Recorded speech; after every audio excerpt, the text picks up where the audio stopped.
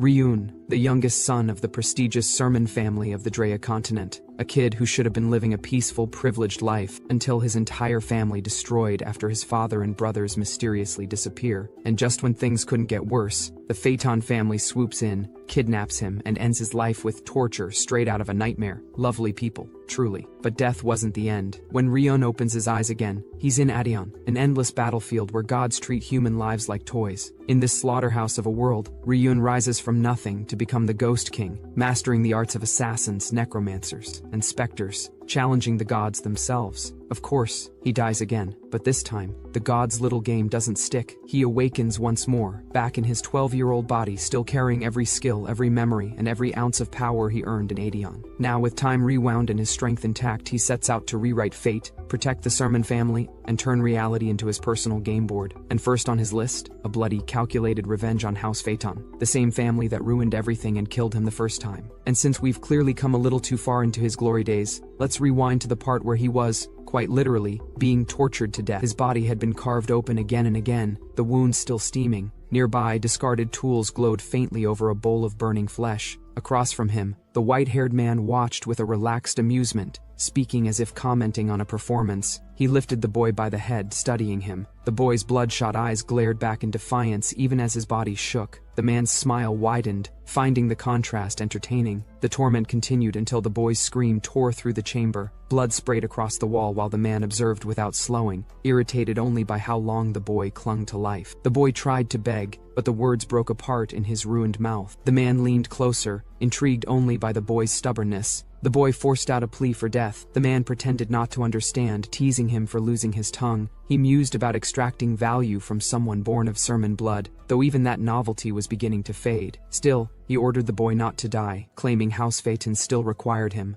A moment later, he corrected himself with a twisted satisfaction, declaring he was simply celebrating the 3rd year since wiping out House Sermon. The boy collapsed forward, chains rattling as he endured the weight of his own blood. Moonlight filtered through a narrow window above. Below it, the boy hung limp in his restraints, surrounded by dried pools of blood and the tools that had carved him apart. The boy realized that 3 years had slipped by in this darkness. The name of his fallen house burned quietly in his thoughts. House Sermon had once ridden at the front of Drea's armies, their banner cutting through battlefields as they fought back the monsters spilling endlessly from the Dark Zone. Among the 5 great houses, Sermon had stood at the top, known for unmatched strength and prestige, but after his father and elder brothers disappeared without warning, the family crumbled faster than anyone expected. House Phaeton seized the moment, striking with precision to finish what weakness had begun. Their aim had always been the same, to wipe out Sermon and claim the gift carried by its bloodline, the blessing that had once allowed the clan to stand unshaken, the power born from the blood of the dragon. Those who inherited that blood became archmages at 10 and swordmasters by 15,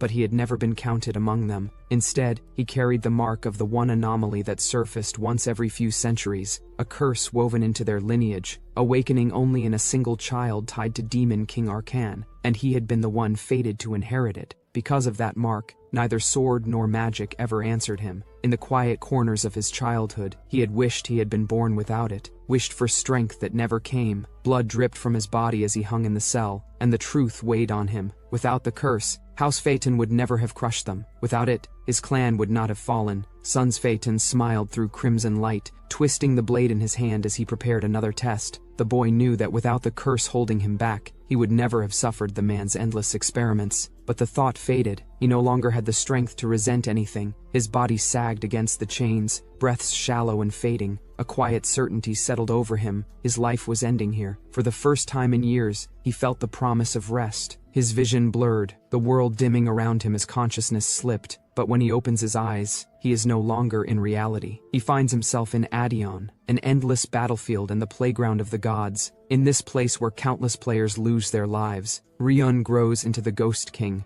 a master player who has mastered every class of assassin, necromancer, and specter, and challenges the gods. In the battlefield, purple lightning crackled across a monstrous form, its eye burning through the void. More shapes followed, towering behind the first. Beasts and phantoms born from the curse lodged within his soul, their presence pressed against the realm, gathering around the dying boy who had carried their seal since birth, the darkness in his eyes stirring like an old curse waking again. Bodies clashed in a storm of steel and rage, screams blurred into one another. His past self moved like a ghost swallowed by firelight, swinging desperately as warriors fell around him, swallowed by a tide of blood and dust. Above that burning memory, a radiant figure shone like a false angel, golden hair cascading like molten sunlight. The man looked down with amusement, the kind that twisted into cruelty, as if savoring the collapse of an entire life with one quiet breath. Boy surged again, refusing to kneel even as darkness gnawed at his edges. His enemy answered with calm arrogance, fingers glowing with divine venom. Power flared, light snapped, the world collapsed into a single blinding strike. A golden inferno bloomed, swallowing sky and ground alike. When the dust settled, the so-called angel rose untouched, radiant and monstrous at once. Flames curled around him as if worshipping. He stretched out his hand,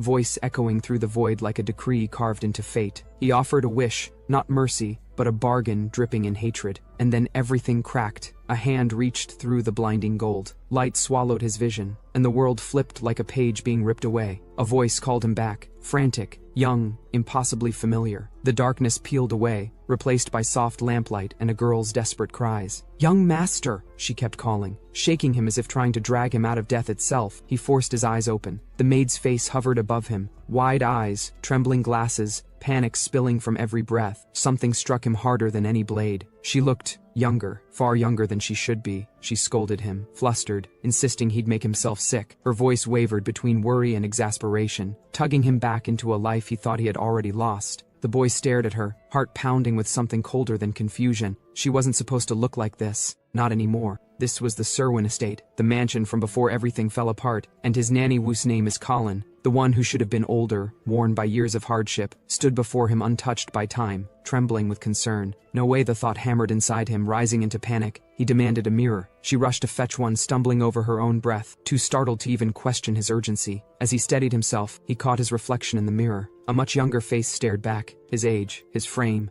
everything was as it had been years ago. He demanded the date. Colin answered nervously, the 7th of August, year 1892 of the Drea calendar. A chill settled in him. That was when he had been 12, the same year the tragedy had begun. Memories of flames flickered in his eyes. He remembered the moment House Servan first fell to Phaeton. The golden figure from before reappeared in his mind, repeating the same promise. He would grant the boy's wish. The boy tightened his grip on the mirror, trying to steady his thoughts. He stared at his reflection, realizing he had truly returned to this point in time. Footsteps approached. Colin stepped aside as an older man entered, the same man he remembered from years later. The boy recognized him with a hard stare. Alejandro, captain of the Servan Knights. Alejandro noted his pallor and allowed him to rest rather than train. The boy watched him carefully, masking the turmoil beneath his calm expression. Colin hurried to fuss over him again, but before she could continue, he cut her off with a quiet refusal. Colin froze, startled by the sudden firmness in his voice. Alejandro studied the boy's expression, but the boy only straightened his posture and insisted he was fine. Colin looked between them, unsure, while he shifted off the bed and asked what the day's training would be. Alejandro hesitated at the sudden interest. The boy's refusal to rest startled him more than any illness. When he finally answered that it would be longsword footwork drills, the boy rose with unexpected calm. His tone held an unusual certainty, enough for Alejandro to question whether he was truly the same young master he had raised. The boy gave a steady affirmation, naming himself as a member of House Servan without the slightest doubt. The words triggered a memory of the golden figure whispering about granting a wish, and the boy wondered if this strange return to the past had been tied to that promise. But whatever the cause, he no longer cared. His chance was here. He decided to skip the drills entirely. The curse within him stirred, and the shadow of his older self seemed to stand behind him, urging him forward. This time he would go straight to monster hunting. This was the opening he had never been given before, his chance to overturn everything. Resolve sharpened in his eyes. He would not waste this. Outside, sunlight washed over the estate grounds as a golden status window formed before him. It displayed his meager stats, all at their lowest. The curse of Arcans still clung to him, sealing magic and attracting beasts, just as it had in his former life. Even so, the system responded. The window appeared because he carried a power no one else on the continent possessed. He tested it with focus, confirming that even in this reverted body the ability remained intact. Alejandro entered again, informing him that the monster had been brought out. The boy dismissed the status window and followed. They stepped into the enclosed training grounds, where a chained goblin shrieked and thrashed. Its eyes burned with feral hunger the moment it sensed him. The goblin lunged with anger and hunger, tearing across the arena toward the heir of the sermon house, Ryun's sermon. Dust kicked up around its feet as it closed the distance. But Ryun stood firm, wooden sword raised. Alejandro and Colin watched from the edge of the grounds. Colin's face tightened in alarm, urging Alejandro to stop the test immediately. She reminded him that the boy had always collapsed even from a brief encounter with a goblin. Alejandro stayed silent, conflicted, eyes fixed on the boy's stance. Ryun knew she wasn't wrong. Until yesterday, the sight of a monster would have frozen him completely. But this time, he grounded his breathing. He had lived through far worse. A single goblin no longer felt like an impossible threat. The curse stirred. A warning flashed before him as the system reacted, Arkan's influence awakening inside his body. The fear that haunted him since childhood rushed up violently, amplified beyond its natural force, twisting pressure around his chest. For a moment, the familiar terror tried to drag him back into the helplessness of his former life. Pain spiked behind his eyes. Shadows rose behind him, the silhouette of something monstrous echoing the curse that had defined his fate. He steadied himself. He understood it now. The curse didn't only suppress magic, it fed fear into his nerves, turning any creature of darkness into a nightmare. Even this panic was part of Arkan's legacy. Alejandro stepped forward, sensing the spike of fear and declaring that the test was over. Ryun tightened his grip and refused. This wasn't enough. He moved before anyone could stop him, rushing the goblin as it shrieked again and charged in return. His footwork was rough, but his determination held firm. This time, he wasn't the weak child he used to be. His opponent was only a goblin, the smallest step on the road he planned to walk. He forced his fear down and reminded himself of the truth. He could do this cause compared to the crushing presence of the golden threat he once faced. This curse-driven fear felt faint. The goblin's shriek barely scratched him. That memory alone made the current threat feel small. The creature lunged, but Ryun pushed forward, closing the distance. Flames from the past flickered in his vision, charred earth, twisting shadows, a towering golden figure whose gaze had once shattered his resolve. Against that, a goblin meant nothing. He raised his wooden sword and struck. The blow landed cleanly, sending the creature stumbling back. Colin and Alejandro froze, stunned by the boy's sudden strength. Colin's face went pale, hands covering her mouth. Alejandro watched with silent awe.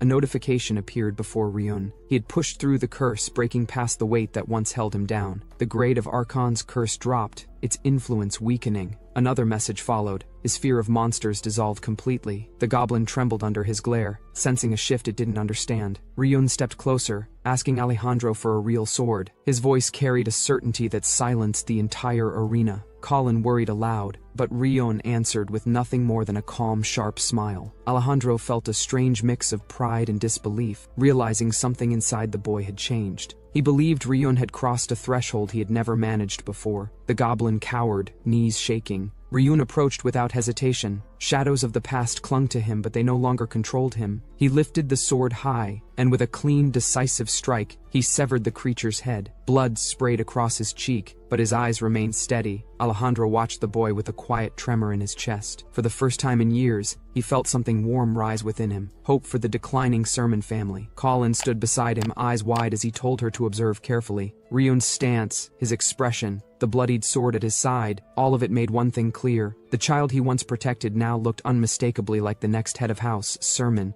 Ryun walked away from the goblin's corpse, its blood trailing behind him as he approached the manor. Later, alone at the washroom sink, he splashed cold water across his face. His reflection stared back, tired, tense, but steady. He acknowledged that the system's assistance worked. He had broken through Arkan's curse and proved that growth was possible. For the first time, the weight in his chest had loosened, but when he opened the status window again, he frowned. His experience had increased, yet the gain was painfully small. At this rate, he would need to slaughter thousands, maybe tens of thousands of goblins to rise even a single level. Time wouldn't allow that. He needed to move faster. Images flashed through his mind, flames, screams, and the ruin destined to fall upon the Sermon estate. That day was drawing near. Still, he held on to the fact that he could overcome Arkan's curse. That alone meant he wasn't helpless. He tightened his grip on the glowing window. He couldn't waste this chance. The Sermon household was barely holding its place among the great houses. 2 years had passed since his father and older brothers vanished. Their enemies were quiet for now, but it wouldn't last. He remembered their faces, the cold schemes hidden behind polite smiles. The clock was ticking, but he had confirmed at least one path to leveling up. Ryun steadies his breath, the faint glow curling around his fist as resolve hardens behind his eyes. In that charged silence, he decides the next step.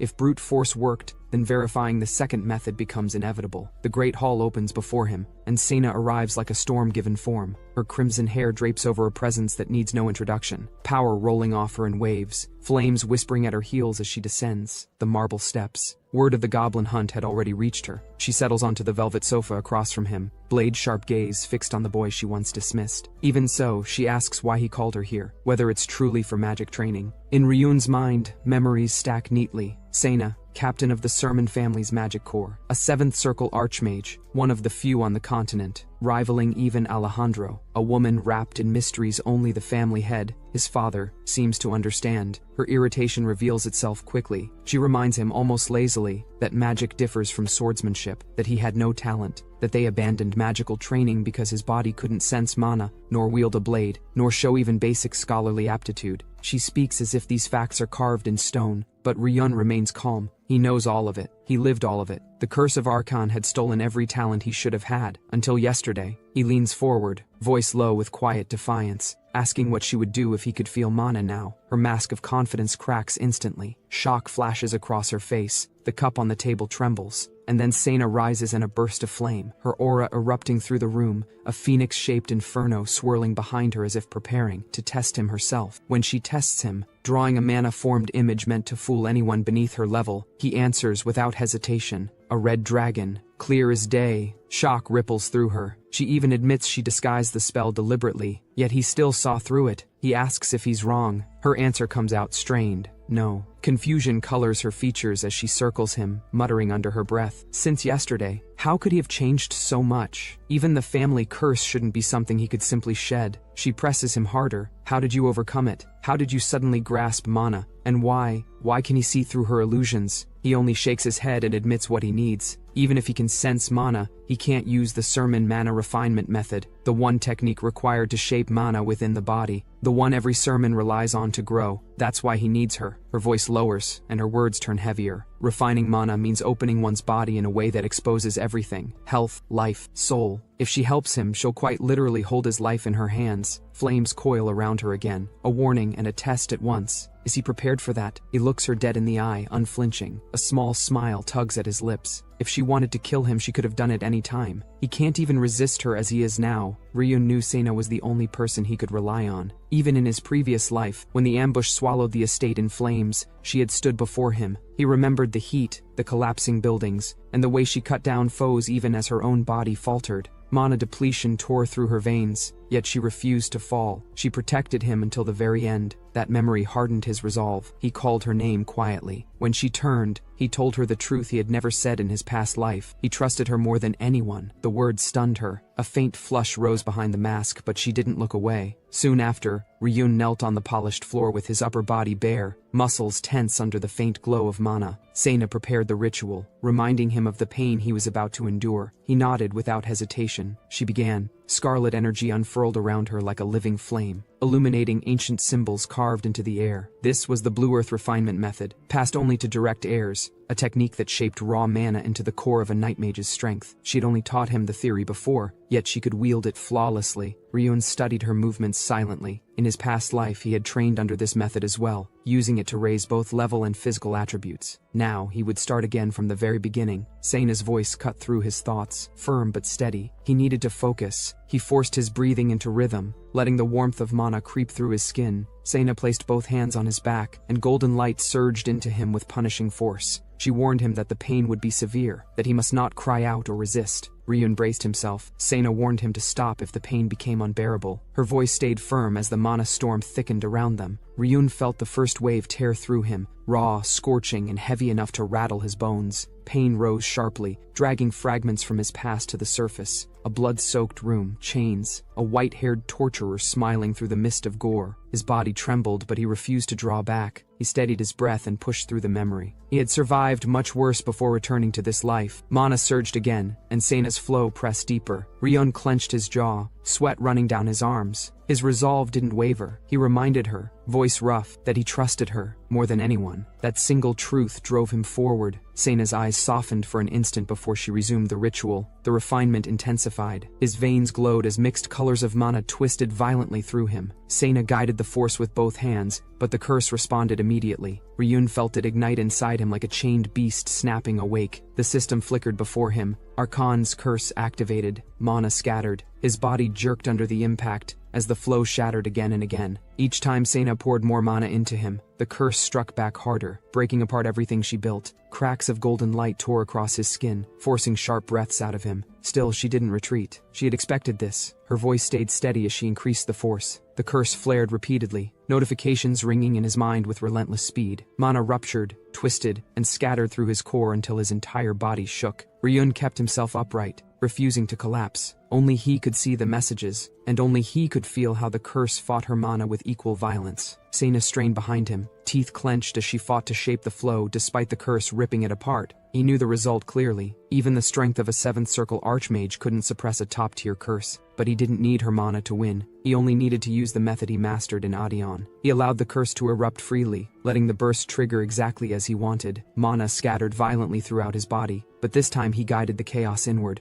The moment it tried to escape, he forced its range to remain trapped inside his own frame. He would fool the curse and keep every fragment of mana for himself. His focus sharpened. The scattered energy spun wildly, but none of it slipped outside. Seina watched him in disbelief as the runaway mana stayed locked within his skin. The curse activated again and again. Frames flashed through his mind with each activation, yet he continued resisting, holding the mana like a net pulled tight over raging water. Notifications piled up in his vision until they blurred together. Heat surged through every channel in his body. Each path burned as if molten metal coursed through his veins. His breathing hitched from the intensity, but he refused to let the curse claim victory. This wouldn't break him. He had endured pain far worse. Blood and battle memories surged from the depths of his past life. Goblins, blades, and a roaring blue dragon he once commanded. His body had collapsed many times before, but his mind never had. He reminded himself who he truly was. He wasn't some powerless noble child. He was the master player who once dominated Adion. His mana understanding didn't come from this world. It was carved into his soul long before he awakened here. His body might have been weak, but his soul remembered every rule, every trick, every pathway mana could take. That memory stirred now, rising like an instinct. He channeled that knowledge, forcing the scattered mana to take form.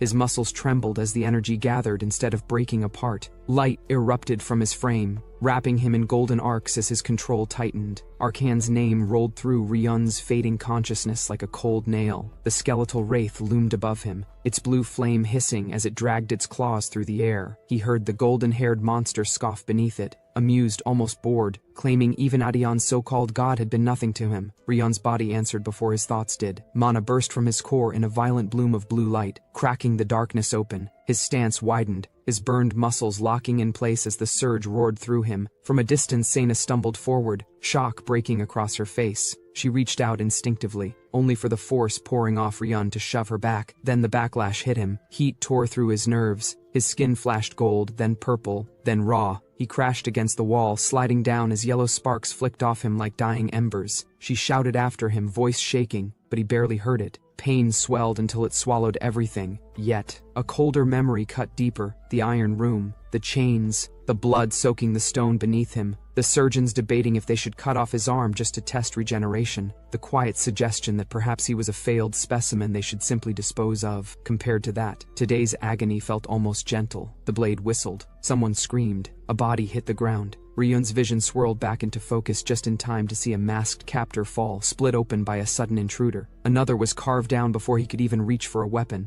Panic snapped through the dungeon as the survivors finally registered what was happening. When Ryun came back to his senses, but Ryun wasn't looking at them. He was looking at the sky. Cold air rushed into his lungs. Moonlight painted the forest silver. Wind carried the faint scent of moss and freedom. He blinked, bleeding and breathless, unsure if this was a hallucination or salvation. The blood-soaked figure looming over him. Alejandro's ruined silhouette comes into focus. Ragged breaths, torn flesh, hands trembling as he cups the boy's cheek, as if making sure he's really alive. Ryun stares at him through the haze, disbelief cutting through the agony. Alejandro had come for him, had fought his way through hell to reach him. The old man forces a faint, broken smile as he kneels, arrows jutting from his back like cruel thorns, whispering an apology he's carried for far too long. He gathers the boy into a shaking embrace, holding him as though shielding him from the world itself, even as blood pools beneath them. Each breath sounds like it's tearing him apart, but his grip stays firm, protective, desperate, resolute. Ryun's vision wavers, memories bleeding into the present, the cell, the screams, the experiments, the hopeless nights where he had begged for someone, anyone, to come.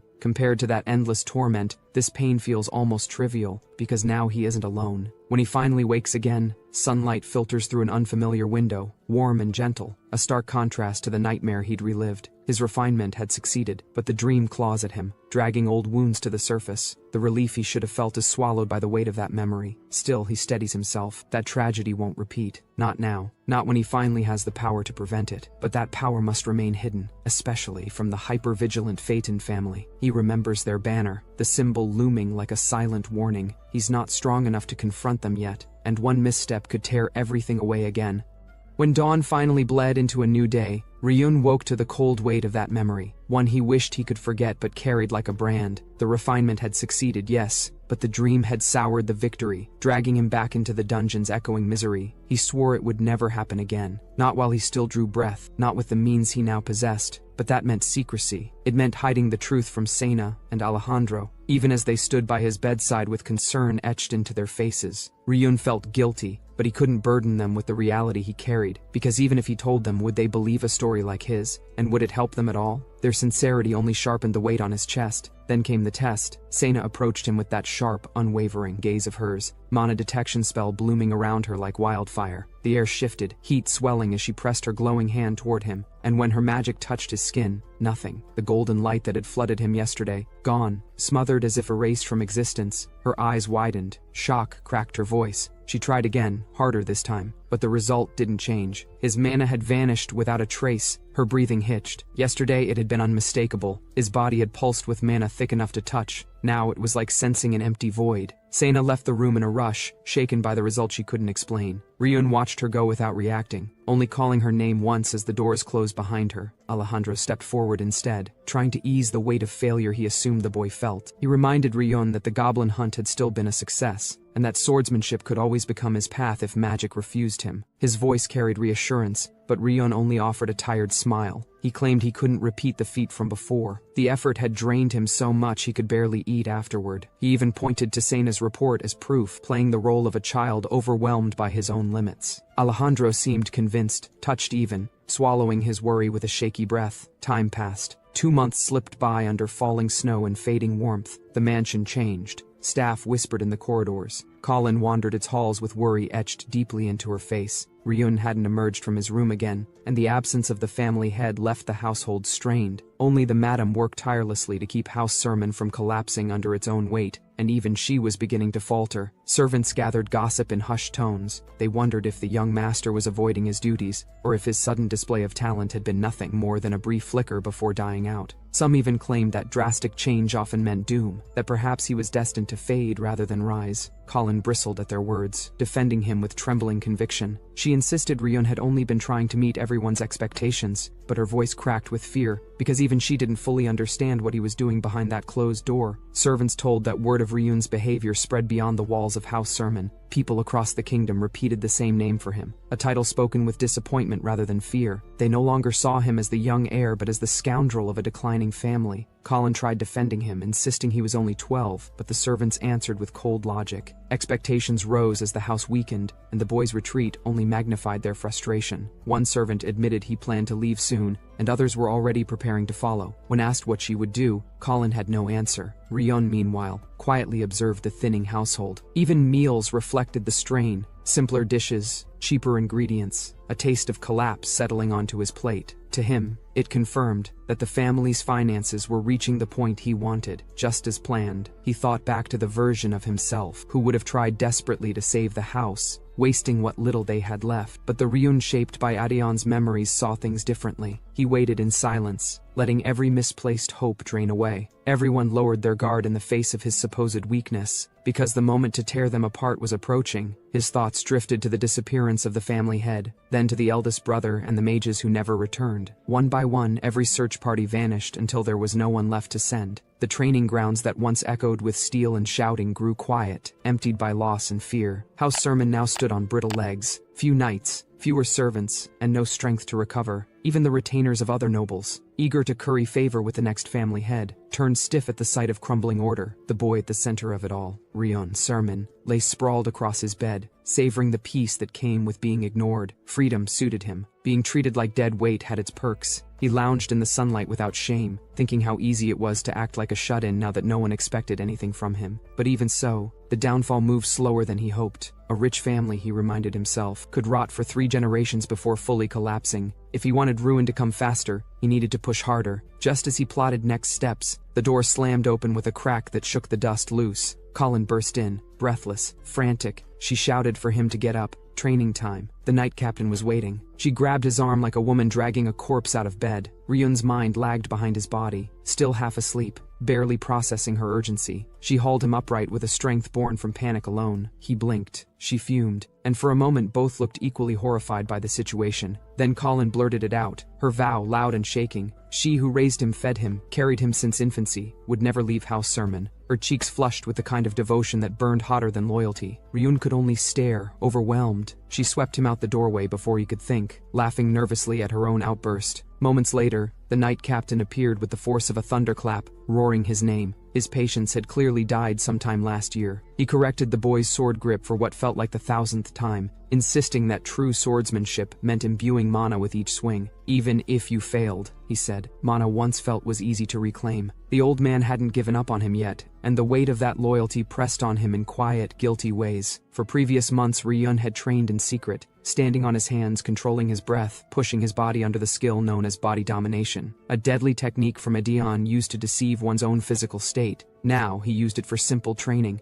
afraid to let anyone catch him improving. Green aura wrapped around him, ghostly and unstable. His body flickered between forms as he forced the skill to activate. At his current level, it was clumsy and fragile. One sudden movement, and the illusion broke. But every day brought results. Experience increased, stamina increased, strength increased. Remembering previous month's training, Ryun gave a reason to leave, saying he has to bath. Alejandro tried to stop the boy, but Ryun didn't listen. In the bathroom, Ryun realized that the spell is still unstable. If he used with carelessness, then the domination will destroy. His status window reflected the quiet grind. Ryun Sermon, level 3, stats rising slowly, evenly. Good, smooth progress. 3 months of secret training were finally paying off. Once all his stats hit the 20s, he could begin true leveling. He planned his path carefully. First, obtain the ghost job as he once did in Adion, then raise necromancer and assassin to high rank. This time he would shape his fate differently, but as he walked the hall carrying a basket of towels, he paused. Alejandro stood up ahead, speaking with someone unfamiliar. A visitor, a guest. Then he recognized the man as Trino Hilder. Trino Hilder stepped forward, his ever-polished smile barely hiding the tension beneath. The general manager bowed lightly, cape brushing the ground as he addressed Ryun with practiced grace.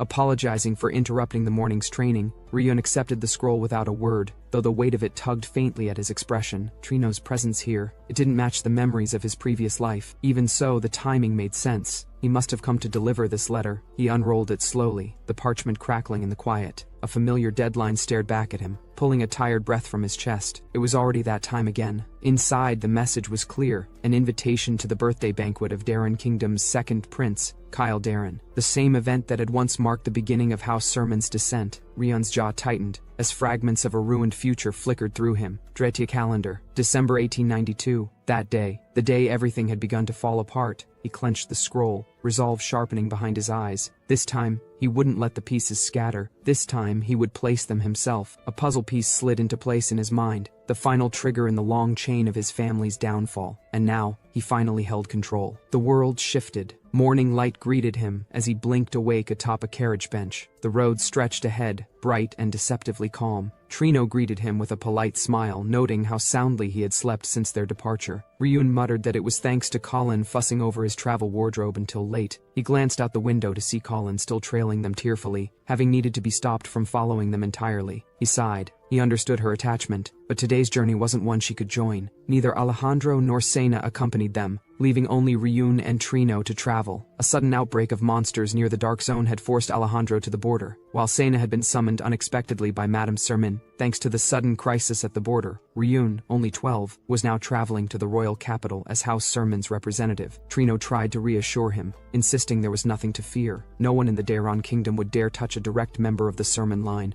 Ryun held back a dry laugh. That confidence only applied to the Sermin family of the past. In those earlier years, they could send any household member to royal events without issue, but now, with the family weakened, the head himself had to attend a prince's birthday in person. Their fall left no room for pride. He accepted this quietly. He was the one who had steered things toward this point. After all, Trino pointed out the city emerging in the distance. The royal capital, Dabaron, rose beneath the morning sun. Their carriage rolled steadily toward it, greeted by clean roads, wide fields, and the hum of a kingdom untouched by decline. Soon, white towers came into view. The castle stood tall, flawless in its shine. As the carriage entered the gate, staff lined the path in neat rows, forming a formal welcome. A young man stepped forward with practiced elegance, the second prince, Kyle Darren. He greeted them warmly, addressing them with the title the Sermons once earned through blood and duty. Trino returned the courtesy, offering thanks for the kingdom's hospitality. Ryun followed his lead, though a faint thought flickered through him. Hospitality, he knew better than to trust it blindly. From the city gates all the way to the castle, he could feel the eyes of the kingdom on him. Whispers stirred behind open windows, their tones edged with curiosity and pity. People watched the carriage pass and connected him instantly to the collapsing house. He walked through their murmurs without flinching. His rumors had reached the capital exactly as planned. The citizens' hushed comments confirmed it.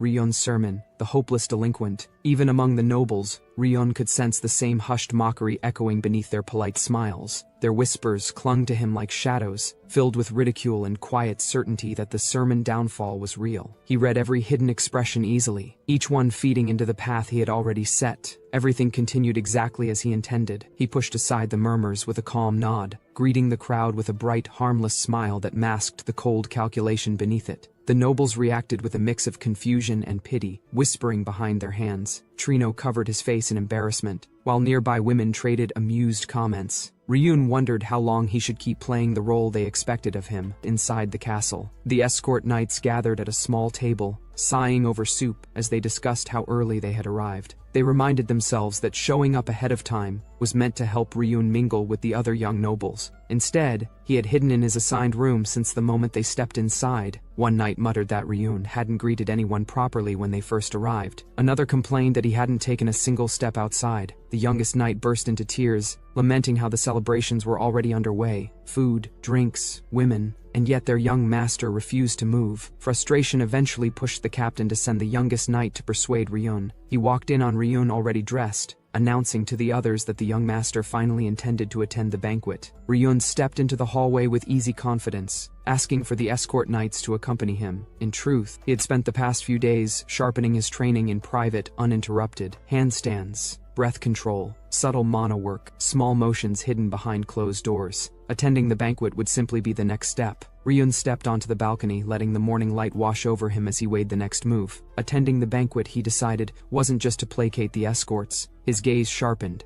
a quiet fire settling behind his eyes. He had a larger purpose, one that demanded he step into the open today. A carriage rolled into the capital's grand estate, its wheels echoing against stone as crimson smoke whispered a single warning. Today, someone troublesome would arrive. Inside the banquet hall, the announcer's voice carried across the gilded ceiling just as the nobles turned. Young Master Sun's Phaeton had entered. He strolled forward with practiced elegance, trailed by uniformed retainers, soaking in admiration like it were his birthright. The steward Truno greeted him, flustered but polite, whispering that Prince Kyle would be surprised he attended in person. Sons only laughed lightly, pretending modesty as he scanned the room. When he asked after Ryun's sermon, his smile tightened. He already knew the boy wasn't present yet, and somehow that displeased him. Whispers gathered like smoke. People murmured about Sun's brilliance, about reaching sixth circle magic at 15, but the tone shifted quickly. His family's sacrifices, his show-off tendencies, his insults in the Dark Kingdom's own territory, his rumored misdeeds, drinking at 11, killing a citizen at 12. Sons brushed it all off with a graceful flick of annoyance,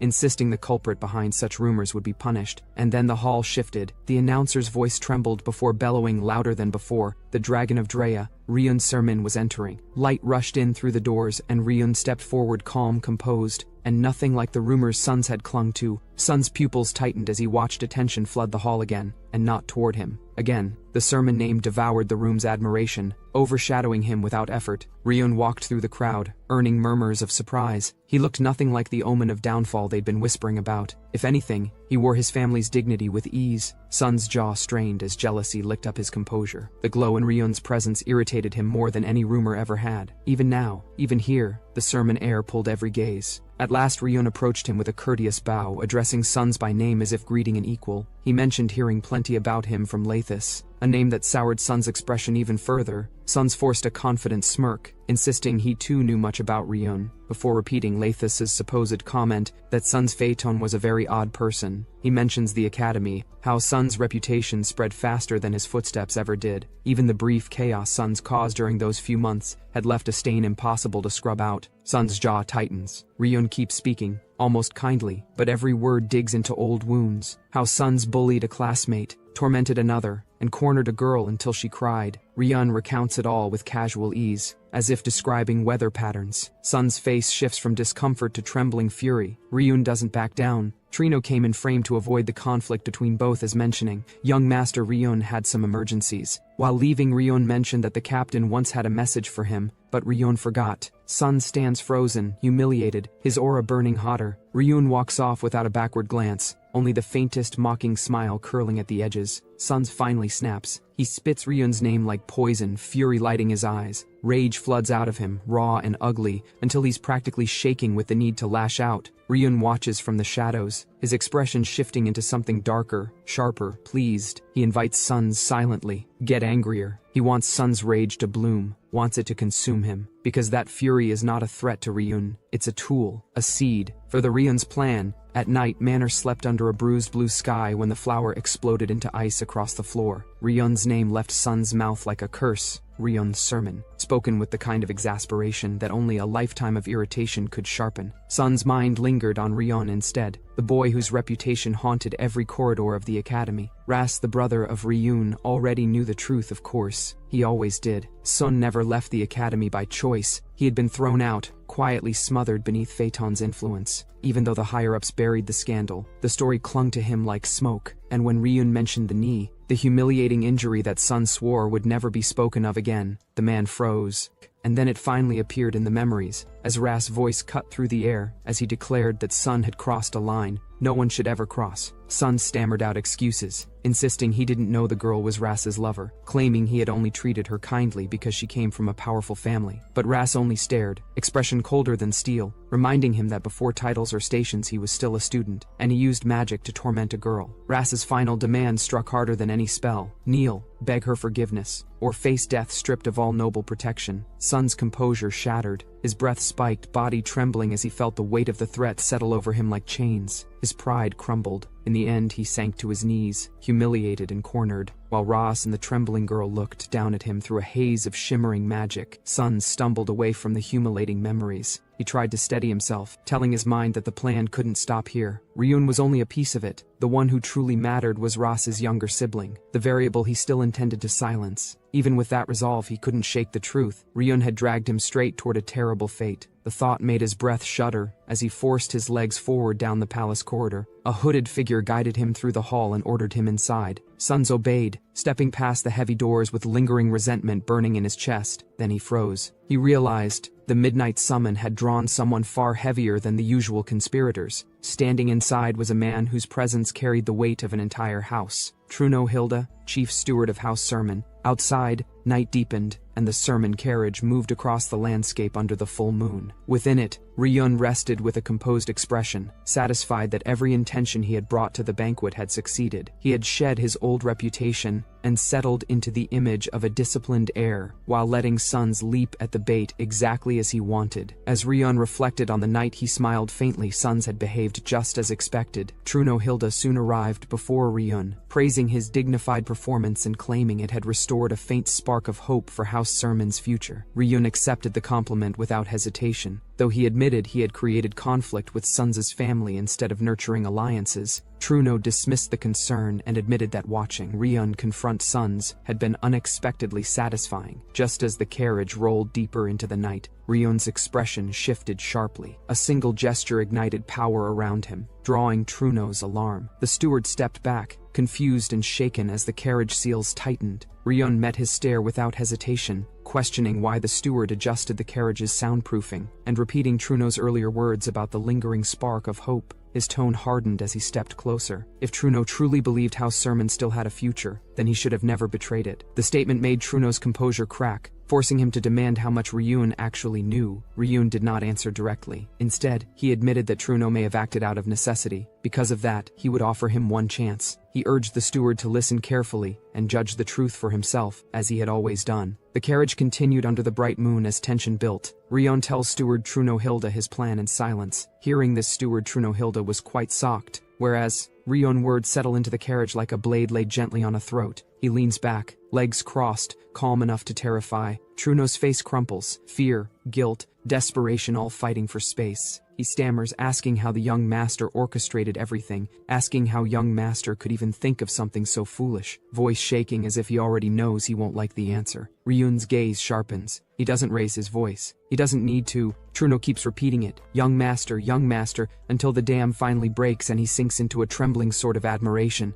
Tears glimmer, hands clutching at nothing. He wants to cheer, he says, as if witnessing a miracle, or a monster being born. Ryun watches him with a faint smile, seeing exactly what choice the man has made. Then he shifts, calling out to Chief Truno with casual ease, announcing that they've already crossed the royal road. A cold shiver runs through Truno. This child, how can he smile knowing what is coming? Then he realizes, this smile isn't just a smile, it's something cruel, something chilled to the bone, a smile steeped in murderous intent. Outside, the carriage jolts as its wheel cracks. Horses falter, the escorts panic. Someone shouts, asking why they stopped. Another barks at them to move, but then the air changes. One knight gasps, poison. A figure wreathed in poison came forward, face twisted into a painted grin. Arrows of light rip through the dark as knights fall back, shouting the only word that fits, ambush. Soldiers tensed at the shout to protect the young master, but the next warning hit harder. Those arrows carried mana, and hesitation could mean death. Barriers ignited like golden domes as the mages scrambled to form a shield, their light clashing against the oncoming barrage. Still, knights rose in fury, roaring that House Sermon should never be attacked so brazenly, that the enemy should be on their knees begging for mercy. Their bravado cracked the moment the next wave of attacks struck. Even allies were ordered to keep their distance. The protective enchantments were sharp enough to cut through friend and foe alike. Then came the panic. The carriage trembled, its glow twisting unnaturally, and the young master simply vanished. Fear spread faster than the mana-laden arrows. A chilling light swept over the forest, and the captain could only stare upward as his voice broke. What was this? From atop a shadowed horse, Clock Truno approached, his aura splitting the mist like a blade. Ryun's body hung suspended, drenched in swirling magic. Darkness activated around him, followed by sensory distortions, and finally physical abnormalities stacking one after another, as if someone was preparing him for something unimaginable. He opened his eyes with a measured breath. Too much time had passed. Someone had layered far more spells on him than necessary. Also by now the Sermon family guards must be in chaos.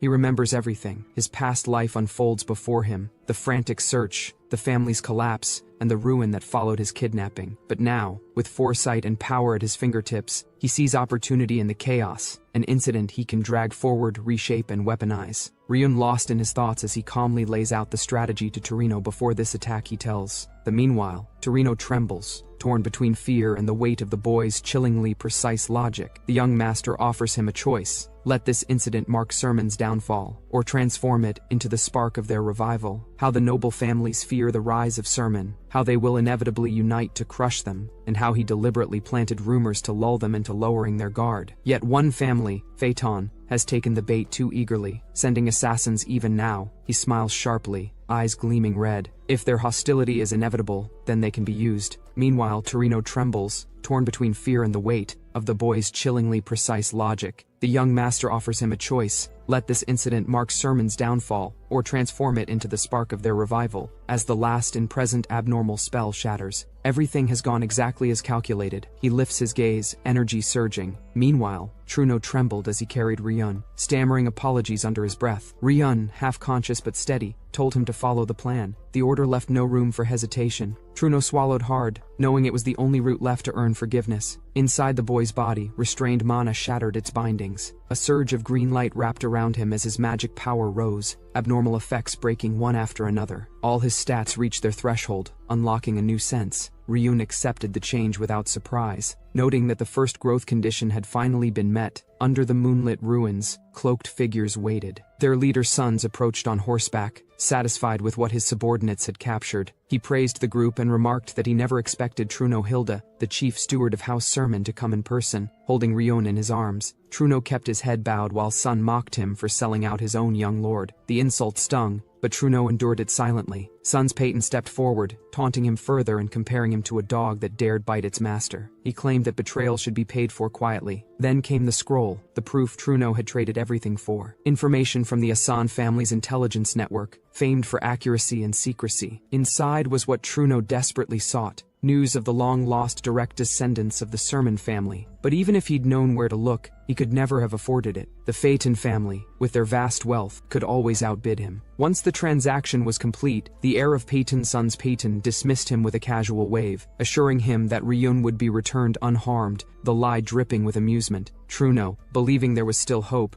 begged them to keep their promise. The heir agreed smoothly, though his eyes made it clear he meant none of it. As Truno rode away, clinging to a fragile sense of duty, the Phaeton heir watched him disappear into the woods. One of his subordinates quietly asked if they should eliminate the steward, but the heir refused. The Sermon family would soon discover Truno's betrayal on their own. He didn't need to dirty his hands. He turned back to Ryun, smirking as he spoke of a larger plan already in motion, one that required the boy's return to unfold perfectly. When asked if he would carry out the final task himself, he nodded with cold enthusiasm. A sharp burst of motion cracked through the air. Sun's sudden strike shocked Ryun, revealing he had remained here intentionally, even while facing the traitor who sold him. Above them, moonlight split, shadows stirring as the next phase began. Suns yanked his head back, smirking as he asked if Ryun could finally grasp the situation. His fist sank into the boy's gut with a dull crack, forcing out a strangled breath. Ryun's eyes sharpened, a faint green glow stirring beneath the pain. Suns laughed, unable to hide the delight twisting his face. A direct descendant of the Sermon family, hanging here like a beaten stray. He savored the sight as he paced in front of the chains. When Ryun choked out Suns' name, the man answered with cold amusement as if it were some grand performance. He claimed he'd kidnapped the prized bloodline of the Sermons, then leaned in, asking whether Ryun understood what came next. Ryun lifted his head in defiance, and Suns mocked him for it, his grin stretching thin with cruelty. He taunted him about the banquet hall incident, noting how much he seemed to know. The mention of Ras wiped the smile off the boy's face for a flicker, and Suns caught it instantly. He leaned close, whispering that Ras had told him many things, but conveniently left out one truth. Suns' smile sharpened as he stabbed that truth into him. How much he wished Ryun's father and brothers were dead. Blood splashed across the stone. He demanded to know how Ryun dared oppose the Phaeton family, striking him again and again. He shouted that Ryun should know how he ended up here. Betrayal. His grin widened into madness as he declared that Truno had sold him out. Sold him for scraps of information about his brother's whereabouts. No one would save him now, he said. His kidnapping was the spark to ignite war between Phaeton and Sermon, and the boy was the cornerstone. Nothing more. Ryun spat blood, muttering that Suns talked too damn much. A flash of green flared within his eye. Suns paused, confusion creeping in.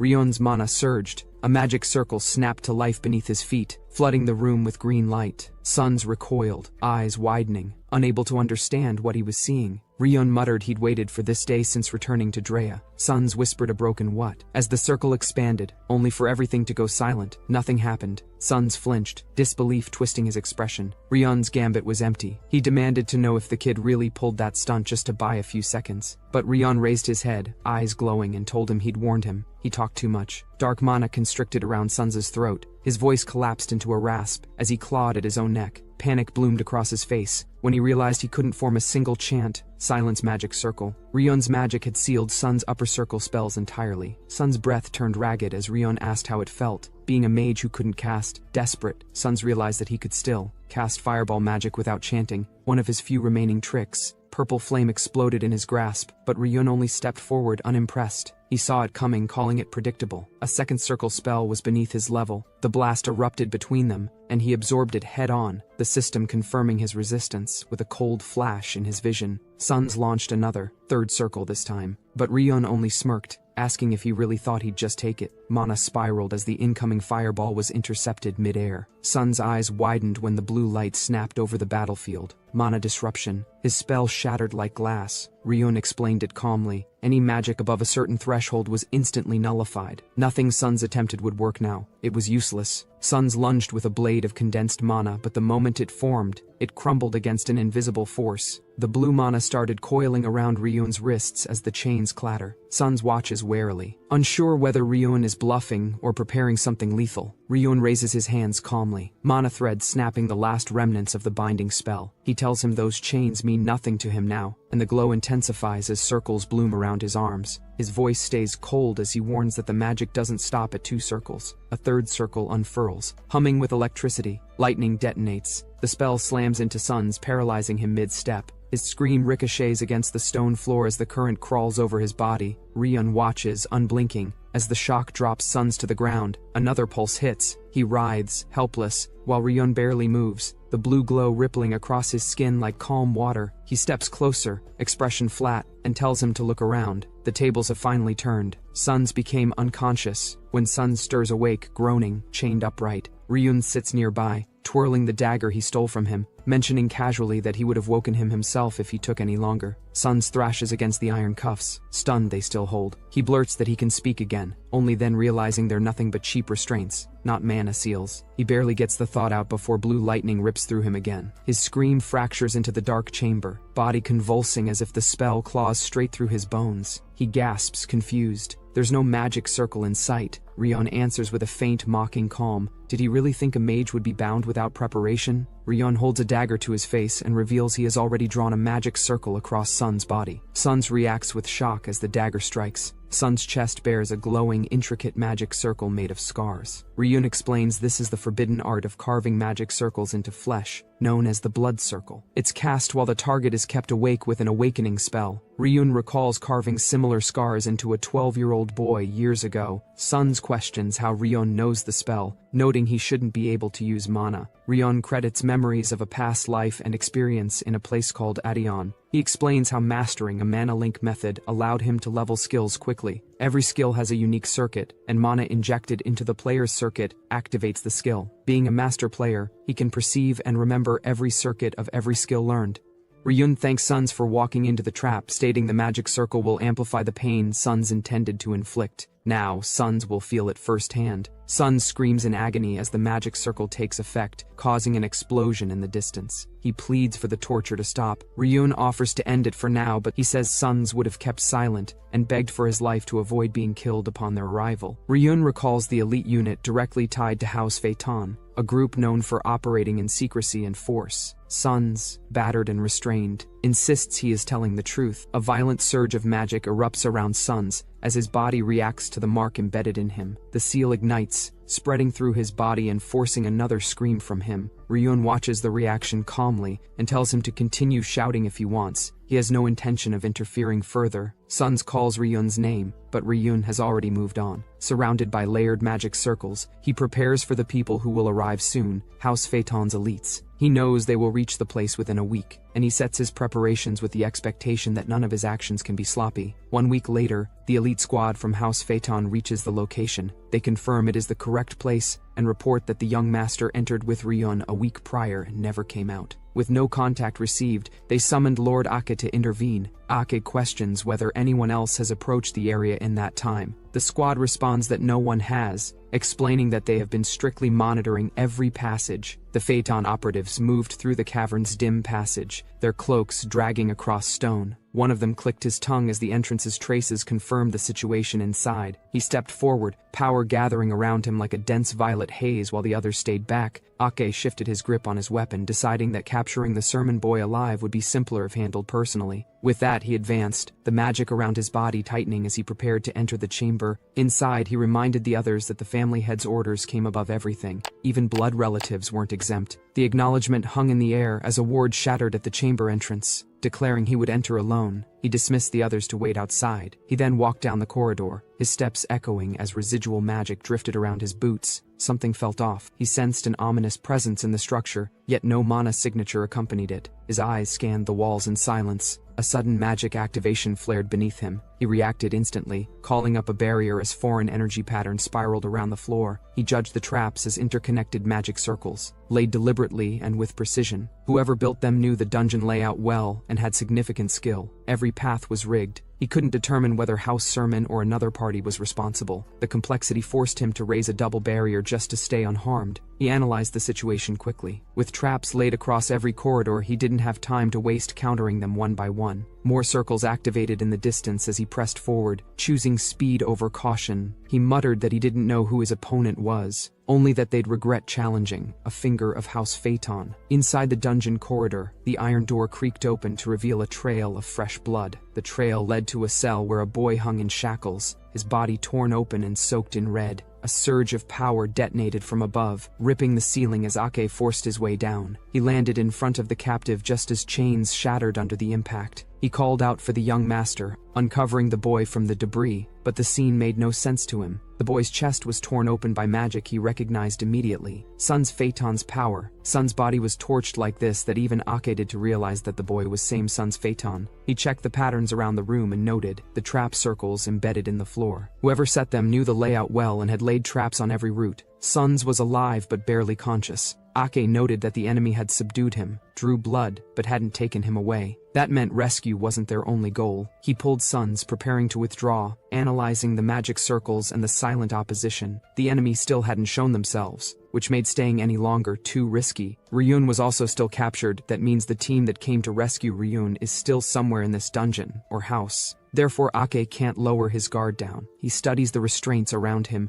and recognizes the trap laid out for the intruder. Even so, he decides he cannot abandon his own mission. Then Sun's came conscious, identifying Ake before him as the one responsible for his current state. Ryun Sermin. Ake readies a high circle binding spell, intending to immobilize him completely. As the spell begins to take shape, Ryun notes that the caster is overly cautious, right before another figure drops from above and disrupts the spell. The explosion forces Ake back. He tries to unleash his attack, only to realize the target was an illusion. The disruption triggers backlash, injuring him mid-cast. Ryun reveals himself again amid a swarm of duplicates, noting that Ake should have dealt with him first. Ake stabilizes his stance, calling forth a massive illusion-breaking spell. He claims mastery over illusion magic and unleashes a wide purge, commanding all false images to vanish. A burst of magic spreads through the chamber as he performs full illusion removal. The air cracked open in a violent surge of violet lightning, as Ake unleashed raw force, tearing through the illusions that had crowded him. The clones dissolved into shreds of green light, peeling away like mist in a storm. Ryun moved the instant the illusion collapsed. Silent, fast, slipping through the chaos with a hunter's precision. His steps blurred into streaks of emerald mana, each motion weaving past Ake's widening field of awareness. Ake realized too late. His vision caught Ryun's eyes, cold, bright,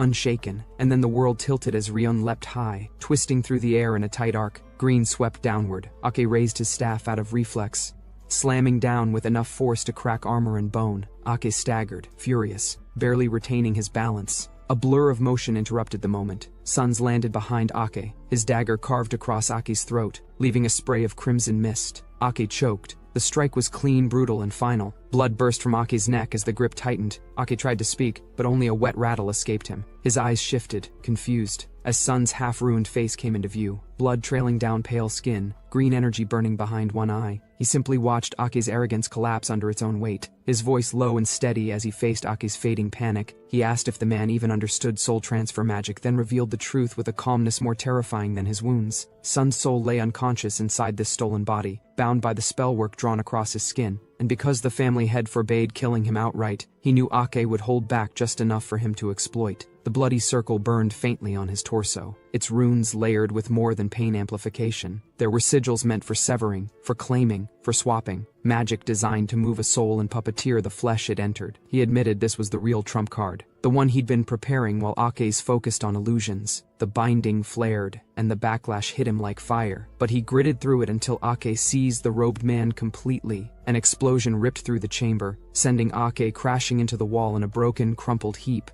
Flames licked across the floor as Ryun in Sun's body stepped through the embers, half burned, half bloodied, but victorious. Green sigils crawled up his torso while he stood over the defeated Ake, whispering that he'd caught him. The transfer held. He poured a potion over himself, letting the liquid sizzle across fresh wounds. Notifications flickered. Pain resistance formed, then strengthened immediately. Before he wiped blood from his eyes, he muttered that it hurt but needed to be done. He needed an injury made by Ake, visible and unmistakable, to set the next part of his plan into motion. Then he lifted both arms toward the ceiling, laughing shakily but triumphantly. He had done it. He defeated one of Phaeton's fingers, a seventh circle monster, and claimed his victory without hesitation. Sun's is in Ryun body, and Ryun is in Sun's body. That's kinda confusing, so let's address Sun's as Ryun is in Sun's body. Ryun was celebrating as a notification appears stating quest completed and level has increased. Ryun questions the concept of a quest and acknowledges having leveled up. Next, a display shows Ryun's level jumping from 2 to 15.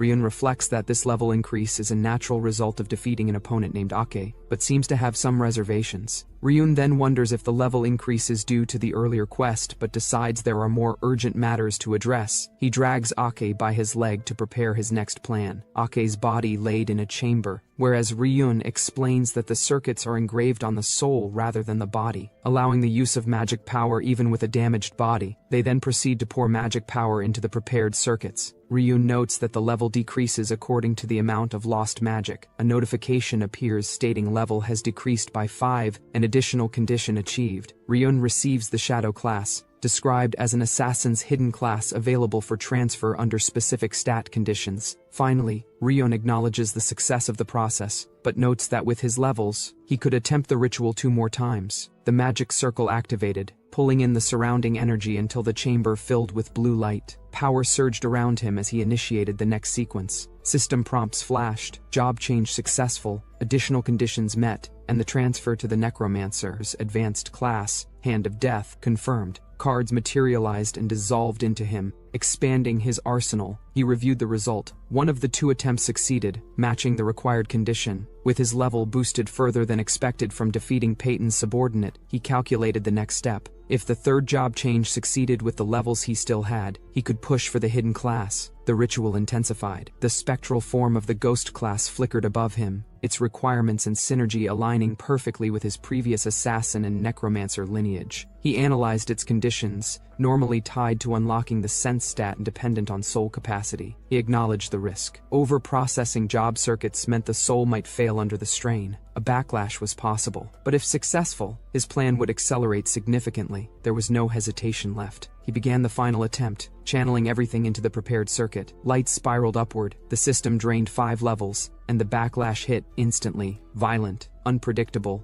and far more intense than he expected. His vision snapped wide as the ritual reached its critical threshold. Pain spreads as the ritual destabilizes, and the system warns of soul damage and required recuperation. His vision blurs. Flashbacks of past deaths and corpses flicker through his mind. As the ritual tries to consume him, he steadies himself, forcing the spell to continue, refusing to stop even as the backlash cracks through his body. He reasserts control, pushing his remaining strength into the circuit. He declares his intent to obtain Ghost's advanced class regardless of the cost. The final surge erupts, the spell reaching completion. A system window confirms it. He possesses a soul of sufficient size. The hidden class is unlocked. The system prompts him to select a hidden class, and the sealed option unlocks with a sharp flash. A new card materializes, revealing the advanced class born from Ghost, Phantom. He studies the name, noting it as something unseen even in Arden. The Phantom's form rises behind him, its spectral power overshadowing the skeletal guardian at his side. The system confirms the link between Ghost and its evolved form, explaining that the fundamentals should remain similar. Ryun with blood-streaked skin smiles, claiming he finally acquired everything he wanted. He prepares to resume his original plan, standing before the ritual table where Ake's body lies drenched in dark energy. He reflects on Ghost's passive ability, enhancing a necromancer's power, and shifts his focus to the corpse of the 7th Circle Archmage he killed for this purpose. He begins channeling the next step, hoping the material holds together. If the attempt works, he believes he can shorten several stages of his plan at once. He activates the spell, calling forth the skill, Lich Creation, normally requiring a necromancer over level 70. It becomes possible now because the material is a ninth circle mage, power built inside Aka's corpse laid out before him. Yet the surge cracked apart, dissolving into a failure screen that hovered mockingly in the air. Lich creation had failed, but the system responded with a colder alternative, prompting the activation of a special undead. His eye widened at the sudden shift. Dark energy rippled outward, tearing across the room. Tendrils rose like living shadows, swirling around his body as the corpse dissolved into a storm of obsidian mist. The floor trembled, the air contorted, and from the spiraling void, a tall, armored figure emerged, silent, regal, and drenched in violet malevolence. The system confirmed success and asked if Ryun wants to name it. A column of light detonated into the sky, sending a shockwave across the estate. The cloaked guards who came with Ake turned in panic. They demanded answers, searching desperately for the young master they were sworn to protect. Ryun and Son's body staggered from the smoke, charred clothes barely clinging to his skin. His steps were slow, measured, each one dragging the weight of the ritual behind him. The guards froze as he approached, dread creeping into their voices. He lifted his gaze and declared the truth with an unsteady breath. This chaos was the work of Ake. Before they could react, he spat the accusation at the knights, insisting one of Phaeton's own had betrayed him. His battered state made the claim obvious, yet he continued, pointing out how they still failed to understand. He explained how he had trapped the young master with an artifact, though the restriction wouldn't last long. With that, he announced his intention to flee with Ryun's sermon, using the others to stall for time. He climbed onto his horse, ordering the group to buy him enough time to return to the family. Reinforcements, he promised, would follow immediately. If they held their ground until then, he vowed they would be rewarded. The underlings recognized the urgency and prepared to move, watching him disappear into the dark forest. Later, the scene shifted to a military camp. The knights reported this as the last sighting of the young master. Inside the command tent, Sir Pyres listened. As a seventh circle mage of the Phaeton family, he questioned the report, demanding confirmation that no trace of Ake had been found. Frustrated by the incomplete information, he crushed the documents in his fist. If the report proved accurate, the implications were serious. He asked whether the group before him were the only witnesses to what occurred that night. The robed subordinate stepped forward, confirming that they were. Then suddenly he is cut down by masked knight without warning, his armor splitting as the slash drops him to the floor. Pyres doesn't look back. The body collapses behind him as he continues speaking. He reviews the disappearance of the young master, noting that one of Phaeton's fingers was involved in the sermon kidnapping. If word spreads, the families will face complications. A guard tries to halt him, blade drawn, but the intruder ignores the threat. The MA attacks, only to be disarmed and hammered aside with a single movement. The intruder steps forward through swirling frost, revealing a silver-haired warrior, none other than Alejandro. Under the moonlight, he asks what difference it makes if he advances. Under the moonlight, he asks what difference it makes if he advances. He declares that he will kill every one of them. Pyres reminds him that entering another family's territory without notice can be seen as an act of war. Alejandro demands the return of young Master Ryun. Pyres answers that Phaeton invited suspicion. A border barracks burned down exactly 1 week after Ryun vanished, alongside the strange underground structure they uncovered.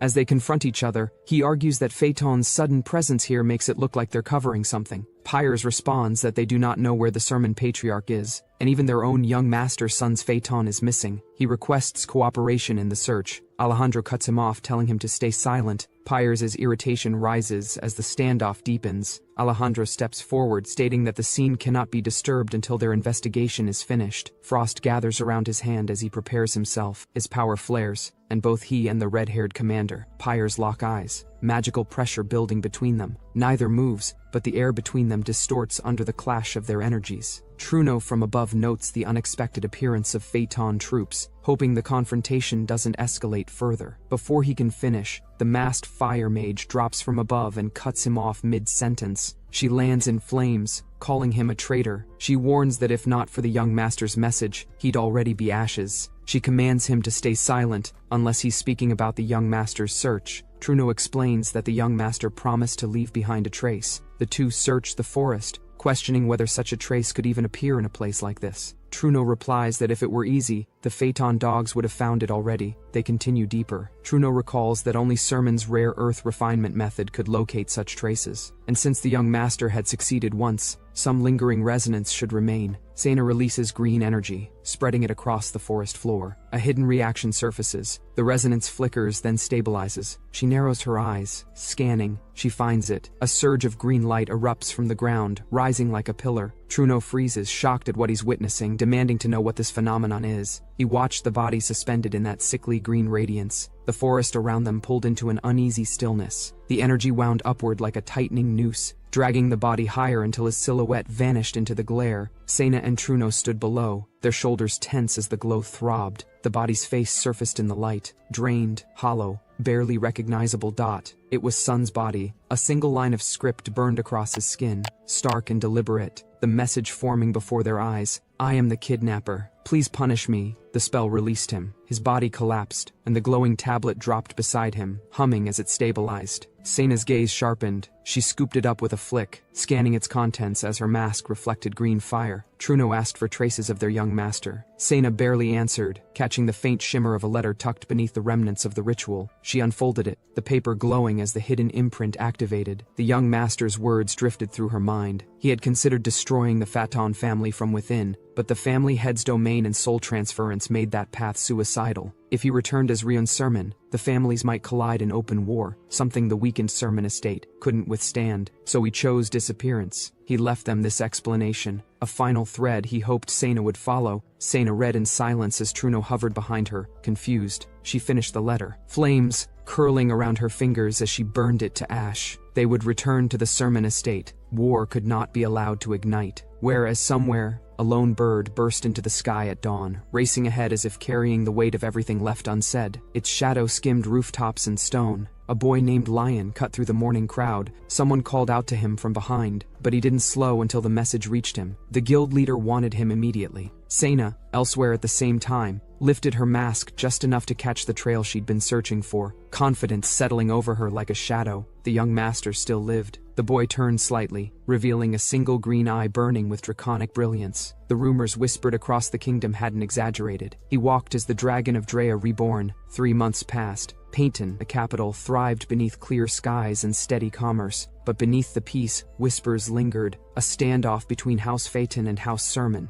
a crisis narrowly dissolved by negotiation. Citizens traded rumors freely. A traitor from Phaeton had taken the last Sermon bloodline, they said, and Sermon had accepted reparations without ever retrieving their missing heir. Some argued the family head had vanished long before, leaving the house weakened. Others muttered that the compensation mattered more than the child. In the streets, Ryun, who is now living as a boy named Lion for 3 months, wove through the crowds, catching fragments of every passing conversation. But the truth traveled differently, slipping through alleys and quiet corners where the Assassin Guild's emblem hung untouched by sunlight. Scene shifted as Lion passed through an alley leading to the Assassin Guild's Painaton branch. The ornate crest hung over the doorway, as rumors inside continued. Executions, betrayals, and Alejandro's swift justice against a steward who had cooperated with the Phaeton traitor. Inside, Sapphire, the branch leader, leaned back in her chair, dismissing the latest wave of reports as things they already knew. Her companion growled into his drink, recounting the execution with simmering resentment. Sapphire only sighed, wondering aloud why one of the continent's few swordmasters had handled it personally. The door creaked open, drawing their attention as Ryun, who is now living as a boy named Lion, stepped in. Sapphire greeted him coolly. He returned the gesture with equal calm and approached. Duns asked whether he was here for the leader, and Lion nodded. Sapphire rose from her seat, the warm glow of lantern light framing her as she announced that today was the day. She lifted a sealed envelope and asked whether he understood its weight. When he answered, she confirmed it herself. It was a recommendation, naming him an official member of Martin. He only smiled faintly, noting he still had 1 test left. Sapphire smirked, agreeing that it was true. His first real combat awaited him, but she wondered aloud whether such a test could even challenge someone like him. Behind her, the guild banners unfurled, dragons flanking the emblem of Martin, the 4th largest among the assassin guilds. Founded by the noble family of Mount AK, Lion stood before her, silent and unshaken, while she assessed him with narrowed eyes. Considering he had reached the final test in only 2 months, she admitted, the speed was absurd. Lion sits across from the woman. She speaks of a remarkable talent born in their branch, someone who rose through the guild faster than anyone in a century. Lion listens quietly, the wax-sealed letter resting near his hand. She tries to downplay it, comparing herself to the branch leader, a renowned A-rank assassin. Lion answers with the same stillness as always, offering no praise, only watching her with unreadable eyes. Sapphire notes how his expression has softened since their first meeting. Lion doesn't comment, focusing instead on the warm cup in his hands. She said briefly, 2 months have already passed since he arrived at this hidden assassin guild, a place the public barely knows exists. He had appeared at their doorstep quietly, money in hand, with no background and no hesitation. Sapphire remembers the moment clearly, a drenched boy with mismatched eyes, dropping a heavy pouch of gold onto the counter like it was nothing. She recalls the odd, sharp feeling she had then, that this client wasn't someone she'd encounter again in her lifetime, and the request he made that day was even stranger. A kid who looked like a beggar walked in with a fortune and asked them to assassinate someone, Ryun's sermon. She admits anyone would be curious. Ryun, or say Lion, simply lifts the sealed letter again, choosing to read it alone. She nods, stepping back as he quietly asks to be called when the test is ready. She agrees. When Lion left, she approached the sealed door, its hinges barely moving as she tested it. A presence drifted behind her, cloaked in violet smoke, asking whether she had admitted the boy based solely on an instinct. The figure materialized fully, its voice low as it reminded her of the usual procedures. She ignored him. Her thoughts stayed fixed on the boy who had completed an assassination curriculum in a single month, training that normally required years. Whereas the figure named Carl reported the results of his investigation. The boy called Lion had no surname, marked by blue hair and green eyes. He was a street orphan raised by an unidentified master. One day that master vanished, and the boy joined their ranks searching for information. He had even requested an assassination mission to prove his eligibility. Carl had revisited the remote house where the boy and the master had supposedly lived. Fresh traces confirmed someone had stayed there until recently. Then for now, Sapphire shifted focus to the more pressing question. She asked the possibility that Lion was actually Ryun Sermon. The shadowed figure Carl recalled the missing young heir of House Sermon. Ryun had vanished, and at the same period a mysterious boy of the same age appeared here. She questioned whether it was coincidence, bothered by the overlap, though she recognized the statistical impossibility. The masked figure asked why. She recited the known facts. Ryun Sermon lacked every form of talent, mana, combat ability, physical strength. His life had been marked by failure and ceaseless pressure. He was universally labeled the disgrace of the sermon line. There was no plausible way he and Lion could be the same.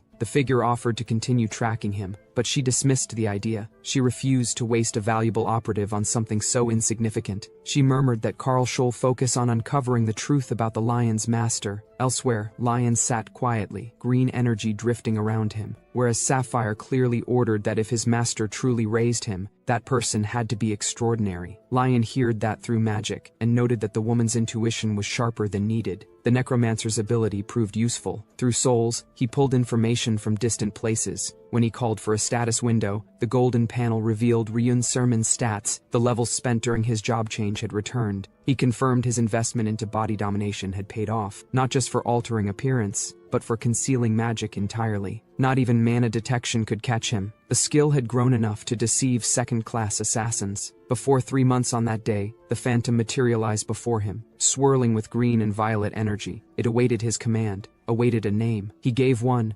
Kornak. The creature responded, its presence expanding, its stats and skills appearing like a player system. Strength, agility, magic, everything displayed in crisp detail. Ryun examined it with quiet calculation. A growing undead, phantom power fully realized. The creature's form solidified inside a purple frame, shifting like an evolving weapon under his control, and he recognized it for what it was, the true power of a phantom. He lifted his hand, green circuits pulsing beneath his skin as if the magic itself were thinking. He noted that the anomaly in his summoned creature wasn't mentioned anywhere in the skill description, and decided to probe the circuit a little deeper. A thin veil of light rippled, and he mirrored the gesture, his own circuits flaring to life. The patterns in their magic echoed each other, all aligning as though the skills themselves were communicating. Something hidden stirred beneath the surface of the creature's form, and an abrupt pulse of magic forced a status frame to materialize before him. A quest window, unexpected, impossible for this continent, hung between them like a riddle carved from light. He analyzed it quietly, realizing it resembled hidden quests that players once had to uncover and complete. The idea that a quest could be embedded inside a creature's skill circuit felt absurd, yet the evidence glowed in front of him. After defeating Ake, the quest completion notice had appeared just the same. Hand of Death, Phantom, and the quest logic fused together until the being called Kornak emerged from their collision. For now, Kornak was little more than an impressive curiosity, a creature that drained his experience points faster than it offered benefits. But he understood that its true usefulness would come later, when the requirements of power grew heavier. In present under the moon's cold glow, he lifted his eyes over the rooftops. He stood silently on the exam tower until an approaching voice broke the quiet. The instructor found him deep in thought and asked what kept him so focused here of all places. He told him he'd been thinking about passing the exam,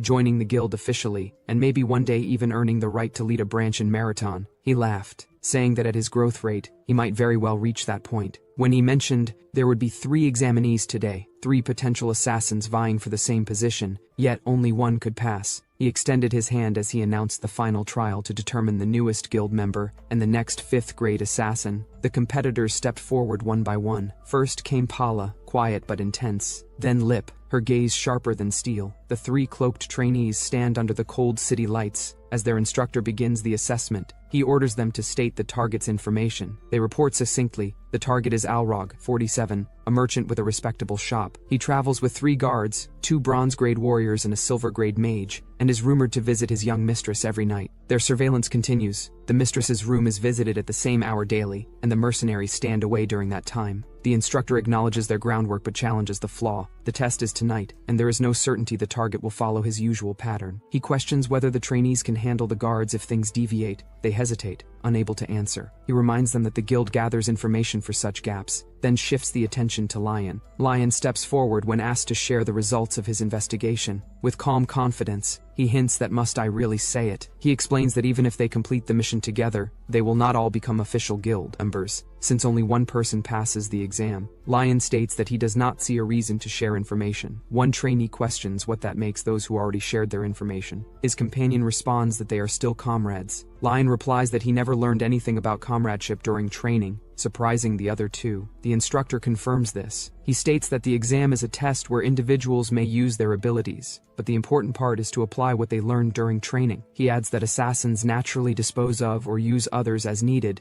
and the boy's answer reflects the nature of an assassin. He asks if anyone has anything more to say. The 2 trainees behind answer no. The instructor then announces that from this point onward, they may freely assassinate the target. He watches the candidates run off and notes that one of them is promising. The trainer lost in his 3 months older thoughts. When group questions whether they are being asked to assassinate a kid, Sapphire explains the request. 10 3rd-grade and 3 2nd-grade assassins have been mobilized. The time limit is 3 days, and the location is restricted to within Payton. The reward for success is 100% gold, but failure requires accepting Loin into the Marcotte Payton branch as a special trainee. Trainer comment that the leader must be out of his mind. 3 days is unreasonable. Then he tells Loin to go hide, claiming he will find him within 10 minutes. That team eventually reports failure. They state the kid's traps and tricks are exceptional. Their superior keeps his word and tells Loin he will train him starting that day. He then reflects on the situation. It is not easy to become an official assassin of Martin, and this target has the highest difficulty ever designated by the branch leader. He considers that he might be witnessing a historic moment as Loin begins running forward to continue the test. Lion, or Se-ryun, drops through a window, shattering the frame as he lands inside the building. He completes his descent with controlled footing, and notes that he has successfully disabled the alarm magic and mechanical devices. He recalls that he had already managed to slip past the mercenaries, yet he had not expected additional guards. The men spot him and shout intruder as they give chase. He observes from behind a wall as a guard points down a path, ordering others not to lose him. He labels Paula as stupid and concludes that thanks to the distraction, his own progress remains smooth. He also notes that if Paula had not been caught,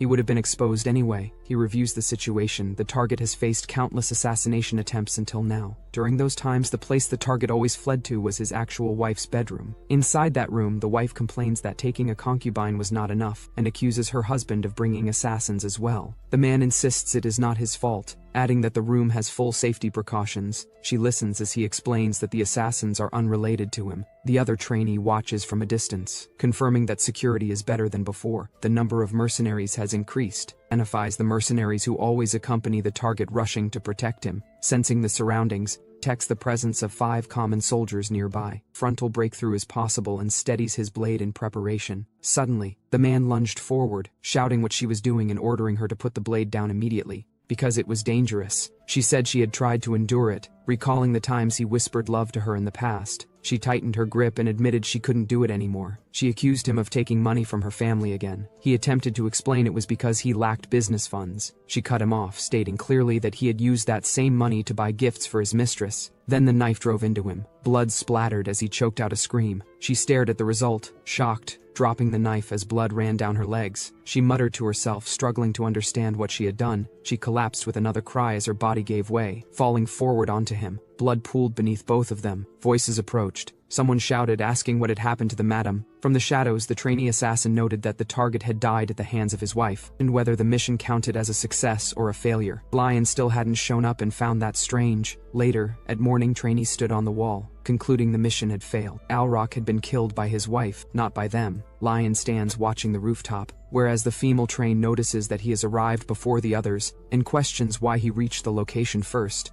Trainer confirms that Paula has also returned safely. He explains that the residents inside the mansion suddenly began fighting among themselves, and because of that distraction, he managed to escape. Trainer adds that the assassination itself didn't fail. He reveals the reason: Lion completed the mission. This leads to confusion among the group. The leader, or say Trainer, repeats that the mission is counted as completed because Lion was responsible. He elaborates by showing the evidence, the target. The explanation continues. Lion made Alrock's wife kill her husband. When asked how he achieved it, Trainer turns to Lion for clarification. Lion thinks briefly, predicting they already assume he will respond in his usual way. He finally agrees to explain and states that he will tell them. The female trainee reacted with surprise, and the narration shifted to explain the situation. The solution, shown through the figures of Alrock, his mistress and his first wife, lay between Alrock and his first wife. As the sun set over the city, Lion clarified the misunderstanding. When asked whether he had used the assassination target's internal affairs, she wondered if the branch leader had told him the target beforehand. Lion replied that he learned Alrock's identity at the same timing they did. Alrock was well known in Rainton, so identifying him simply by name had not been difficult. Trainee confirmed that Alrock was a liquor distributor and had taken in a new mistress. The information about the guard's rank in the mistress's bedroom had also been accurate. Lion stated that he had already finished investigating that information before they received it. He lifted a finger and continued. While the other two were still considering assassination methods, he acted based on his pre-prepared plan. That comment surprised both trainees. Girl asked him how he gathered the details so quickly. Lion corrected her. He had not only investigated Alrock, he had investigated everyone in the city who had a bad reputation or was at risk of assassination. He had collected information on all of them. A scene showed him gathering information among the townspeople. By getting close to the merchants and residents sensitive to rumors, he gained detailed knowledge. His 2-month training period provided him enough time to make preparation sheets for each potential target. That allowed him to respond immediately once the target was revealed. Both trainees silently recognized that he had studied the entire situation in advance, not only what was required for the exam. During this process, Lion discovered someone who held a deep grudge specifically against Alrock. That person was Alrock's wife, Kelly. The narration showed her past suffering and her deteriorating condition. Lion approached Kelly, who was mentally distressed because of her husband. Under a cloak, he subtly suggested the solution of hiring an assassin guild. Both trainees reacted again with shock. The narration then explained that Alrock had mistreated his wife and continued bringing in mistresses. He explains that Alrock continued his business using money taken from his wife's family. Kelly disliked him enough to consider killing him but did not intend for him to actually die. Lion states that he suggested she hire extra mercenaries and increase security so Alrock would be safe but frightened. When Alrock hid in the first wife's room, Lion explains that Kelly framed the commotion as the mistress acting with a secret lover, expecting Alrock to rethink his actions and return to her. Lion notes Kelly accepted this too easily due to her drinking. He adds that before the plan began, he delivered one more piece of information to Kelly, that the money Alrock used for the mistress came entirely from her family under the pretext of business travel. The trainee watching realizes the exam itself was within Lion's control. The trainer also realizes they were all being moved by him. Both candidates consider the events involving Kelly and find them logical. However, Trainer says a detail does not align. Regardless of her anger, a civilian woman stabbing her husband to death is unlikely. Lion responds that he provided assistance. He added a potion into the liquor delivered to Alrock's home so that if mercenaries attempted anything, the effects would activate at the needed time. The potion temporarily clouds judgment and causes easy rage. This explains the mercenaries beginning to fight each other.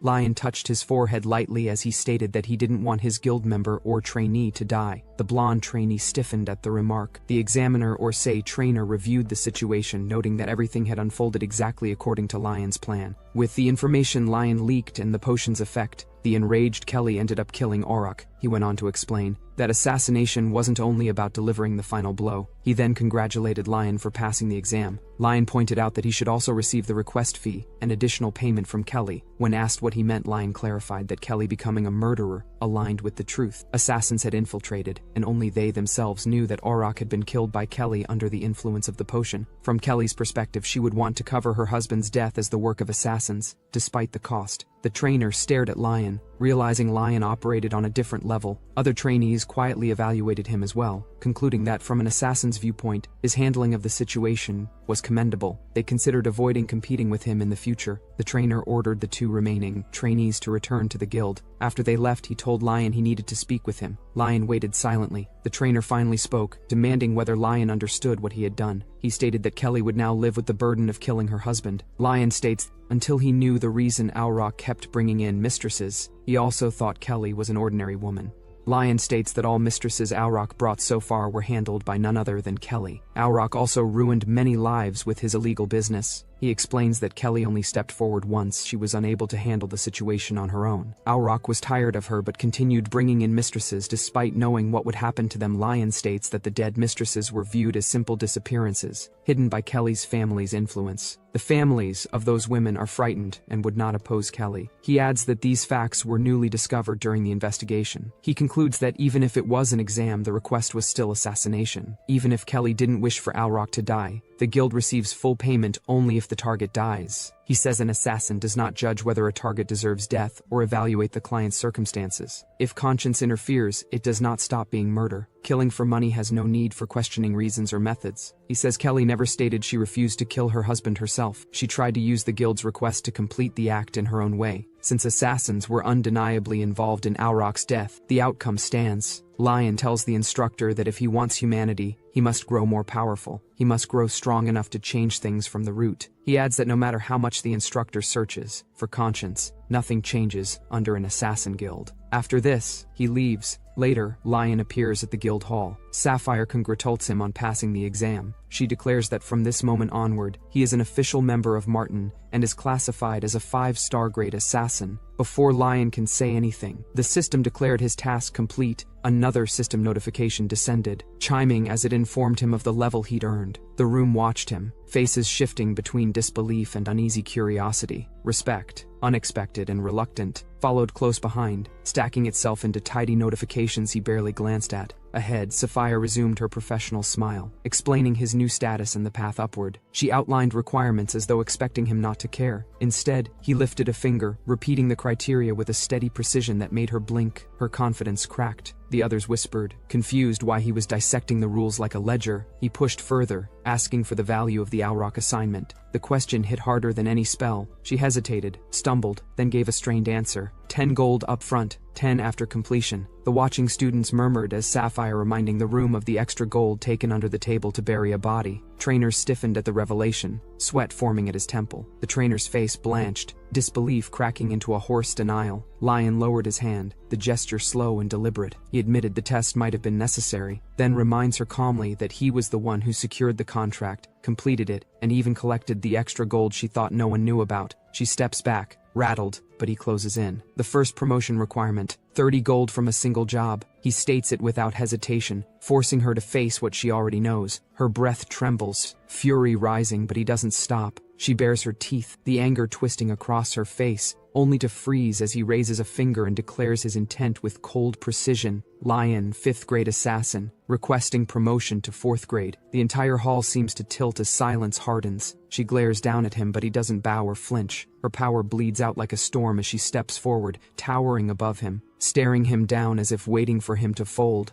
Instead, he watches her steadily. She speaks through grit teeth, calling him arrogant, accusing him of looking down on the guild, on tradition, on them. Others silently watch, their expressions shifting between fear and anticipation. She reminds him of the hierarchy, the pride the assassins carry, the rules that built their reputation. And then, with a pointed finger, she tells him he ignored everything, but he doesn't look away. Her voice sharpens. His results meet the requirements only technically, not properly. Acting like this, she warns, will only earn enemies. She tries to dismiss his request entirely, pretending she didn't hear it, pushing him to rest after his mission. He answers with a single word, "No, I won't withdraw my promotion request." Before she could escalate, the trainer stepped in, addressing the branch manager. He asked to speak, reminding her he had supervised the test. She allowed it. He stated plainly that the boy already met the qualifications for the 4th grade promotion exam. It wasn't arrogance, he added, but something he had held back during the test. That caught the room's attention. She turned sharply, asking what the boy hadn't shown. He answered, "Raw physical ability, not planning, not trickery, only instinctive physical execution." "Still," the trainer continued, "the boy's assassination results relied on clever strategy, not strength, and the 4th grade exam," he reminded everyone, "couldn't be passed without physical ability." The branch manager glanced toward the training grounds. She muttered that this was a chance to evaluate the boy's true level, or teach him a lesson he wouldn't forget. The surrounding assassins murmured agreement, remembering how he outwitted them with traps alone during recruitment. Then she sighed sharply and gave her decision. She would allow the promotion exam, but she warned that even well-prepared assassins risked their lives in it. She leaned forward, asking if he understood what he was stepping into. He accepted without hesitation. She smirked as they shook hands, sealing the agreement. Later, they all sits at the Tyraven table, the teacher muttering that the kid is a master at stirring anxiety. He tells him Lion acted far too rashly. Across the table, the blonde trainee stresses that he must have his reasons, and he asks if he has a plan. Lion confirms that the 4th grade test won't be held for at least a month or two. The barmaid brings drinks. The teacher reminds him that a suitable assignment and target must be prepared, and offers to train him until then. Lion refuses and states he plans to rest until the test. Trainee questions the idea of rest. Lion explains he will be away from the guild for a while, and that as an official member he is allowed to leave the branch's territory. The teacher acknowledges it as true. Lion says he will return before the exam and check the schedule at the Martin branch when he comes back. The man repeats his words quietly, thinking about him leaving the guild, and asks if this is Lion's plan. Lion confirms with a short gesture. The man accepts it and says they drink tonight. From across the table, the blonde trainee scolds Lion mildly for drinking as well. Lion notes that free time like this will not come easily again. From the 4th rank onward, contracts must be taken consistently. With a branch head as the target, rest is impossible. Lion concludes he must go before the exam. He leaves the city gate, heads into the wilderness. He looks toward the distant boundary, the dark zone. He steps forward,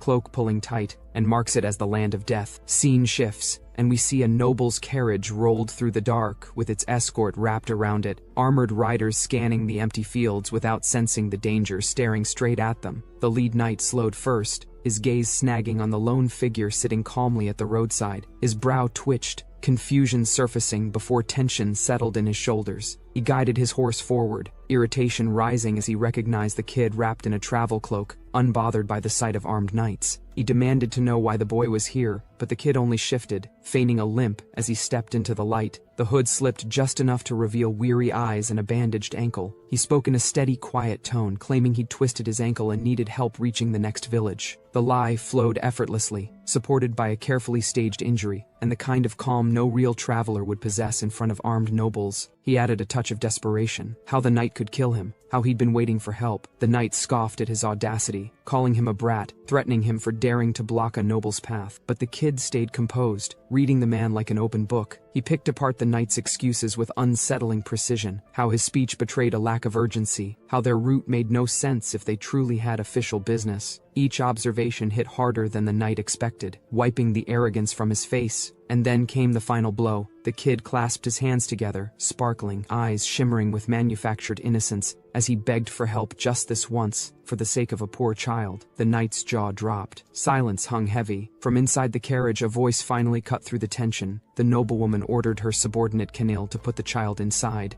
Kenil rejected the request immediately, stating that it was absolutely not happening. The noblewoman asked if placing the boy on horseback would be acceptable. The captain Kenil eventually lifted the kid onto the horse, settling him in front. Another knight remarked that the captain suited the role well, prompting the captain to respond reluctantly. The captain asked the boy's name. The boy replied that he was Ryun and that he came from Fainton. Lion now decides to tell these guys his real name Ryun, but not the Sermon's surname. Also, he is not in his Guild's territory right now, so there's no need to pretend like the name Whole Gold No. Lion. Ryun then added that he owed his life to the young lady. The captain acknowledged this, telling him to be grateful he had met her. Ryun simply smiled in response. The narrative shifted as Ryun explained that their meeting wasn't coincidence but planned. The Rose family, those who bore the Rose emblem Saintine Rose, required escort, and he had to accompany her. Before departure, he had been surveying the route for potential dangers. During that time, he realized the Rose family's procession would be following the same path. The family had been living quietly in a remote region of Feinstroy, but after the family head unexpectedly died, she had been forced to flee. Being minor nobles on the frontier, those serving as her guards weren't trained knights. They had only been mercenaries for the Rose family. But once she went into exile, they were granted knighthood. One of the men commented on the hardships the young lady had to endure. Ryun noted that this was everything he had been able to gather: the death of the family head and Saint Enrose's exile. He wondered how House Sermon was involved in the situation. Kapaten questioned whether House Sermon was truly behind it. Another knight added that he had heard something. The report states that Sermon assassinated the family head to hide proof of collusion. Ryun reacts sharply at the claim. Night covers the camp. The sky is lit by the moon. Group rests around a fire, tents and a wagon nearby. A few knights stand alert with their horses. Others cook over a pot while one sleeps. Ryun sits by the wagon reviewing what he learned today. From the contact and gathered information, he concludes that the Rose family's fall originates from a recent conflict. The conflict was between House Sermon and House Phaeton. Sermon belongs to the kingdom of Dargon, Phaeton to Feinstroy. The connection began when the Rose heir, stationed near their territory, became a knight for House Servin. During boundary duties in the Dark Zone, the heir was killed by monsters. Servin, honoring him, promised significant aid to the Rose family. Another noble house, the Anil family, opposed the Rose family's rapid rise under Servin's support. Anil communicated with Phaeton, using the tension between both families. This escalated into the assassination of the Rose heir. Behind the dispute, rumors claimed the Rose family acted secretly for Servin, and that Servin fabricated the cover-up by killing the Rose family. The Rose family later discovered that the heir's death was orchestrated by the Anil family, and protested. But against Phaeton's growing strength, supported by Servin's decline, their resistance failed. After losing their head and falling in status, the Rose family set out into exile toward Dargon. Few individuals knew the correct internal circumstances. Kenil, knighted to protect Genton Rose, stayed loyal. Some retainers also remained inside the Rose household. Even they were assembled hastily by Kenil. Their path into exile would be dangerous. The camp lies quiet under the night sky while the young lady sleeps inside her tent, curled up on the bed. Captain mutters that the Ani family's second son had been staring at her. It isn't House Sermon that's rotten, but House Phaeton and the Ani bastards. Around the fire, Captain says the truth is that the asylum request was only possible because House Sermon secured the kingdom of Daron's approval. He adds that Sermon even scraped together the last of its strength to support them. He raises a hand in a casual salute, calling for a toast to House Sermon. Laughter follows as bowls are lifted. One knight offers Ryun another bowl of soup, and he accepts. The knight apologizes for boring him, but Ryun answers that it was interesting. Internally, Ryun notes that if they only knew how deeply he's tied to House Sermon. He's asked whether he's sure everything is alright, traveling with them, sharing stories, when he was the one blocking their path, begging for help. Ryun only chuckles. Another knight observes that Captain Kenil seems lighter after venting, but they agree the one suffering most must be Lady Saint Enrose. Ryun drinks quietly, thinking the real problem is Saint Enrose. Maybe the knights are inexperienced, because neither Kenil nor the others have realized how dire things are, nor sensed the danger racing toward them. The Ani family, who conspired with Phaeton, won't settle for just killing the Rose family head. They especially want the second son. Word spreads of assassination requests. He's not even 20, yet he's already had 3, all rejected for being too risky with poor pay. A vicious brute preying on the weak and poor, paranoid about his own safety, surrounded by guards, nearly impossible to assassinate. If someone like that has his eyes on Saintine Rose, the threat is severe. Ryun realizes this is no time to sit in a peaceful little camp. He slips away into the woods, confirming a tail has been following them. He considers taking them out, but decides traps are more efficient. He sets them along the route,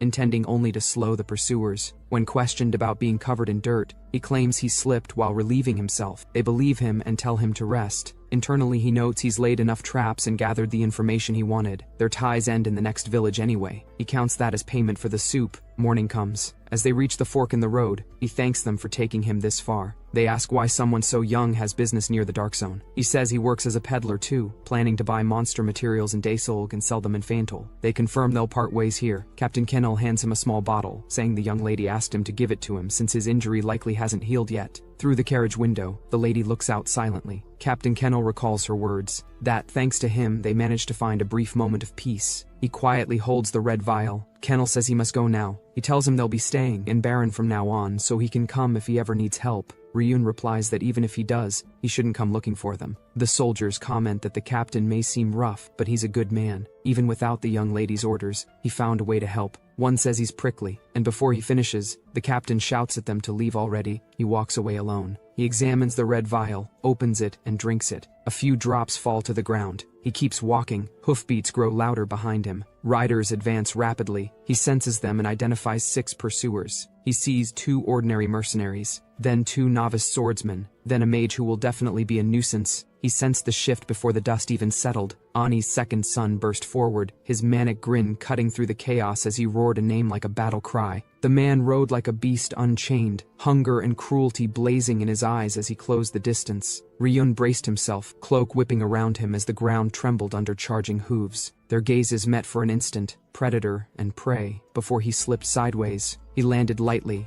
breath steady, eyes narrowing. The pursuers weren't just persistent, they were skilled, stronger than he'd expected. His traps, useless, and all of this for a single bowl of soup. He almost laughed at the absurdity. He lifted the empty vial, frowning. That potion alone was worth 20 silver, far too generous for such a fleeting encounter. She'd handed it to a boy she barely knew, then ran for her life. He couldn't begin to guess what thoughts raced through that girl's mind. But the Rose family? They didn't stand a chance. The invaders would kidnap their heir, butcher the rest and call it strategy. He sighed once, low and resigned. Too much pay for soup, but when he included the potion, it felt like advance payment. If he chased the horsemen directly, more would die before he reached them. So instead, he stepped into the glowing sigils unfurling beneath him, green light coiling like awakened spirits. He looked down at the circle, an ancient caller, a pact older than kingdoms, then whispered to the presence waiting within, "If I borrow your strength, we can end this quickly." The air split with a pulse of magic. A figure rose within the circle, lean, sharp-eyed, wrapped in emerald fire.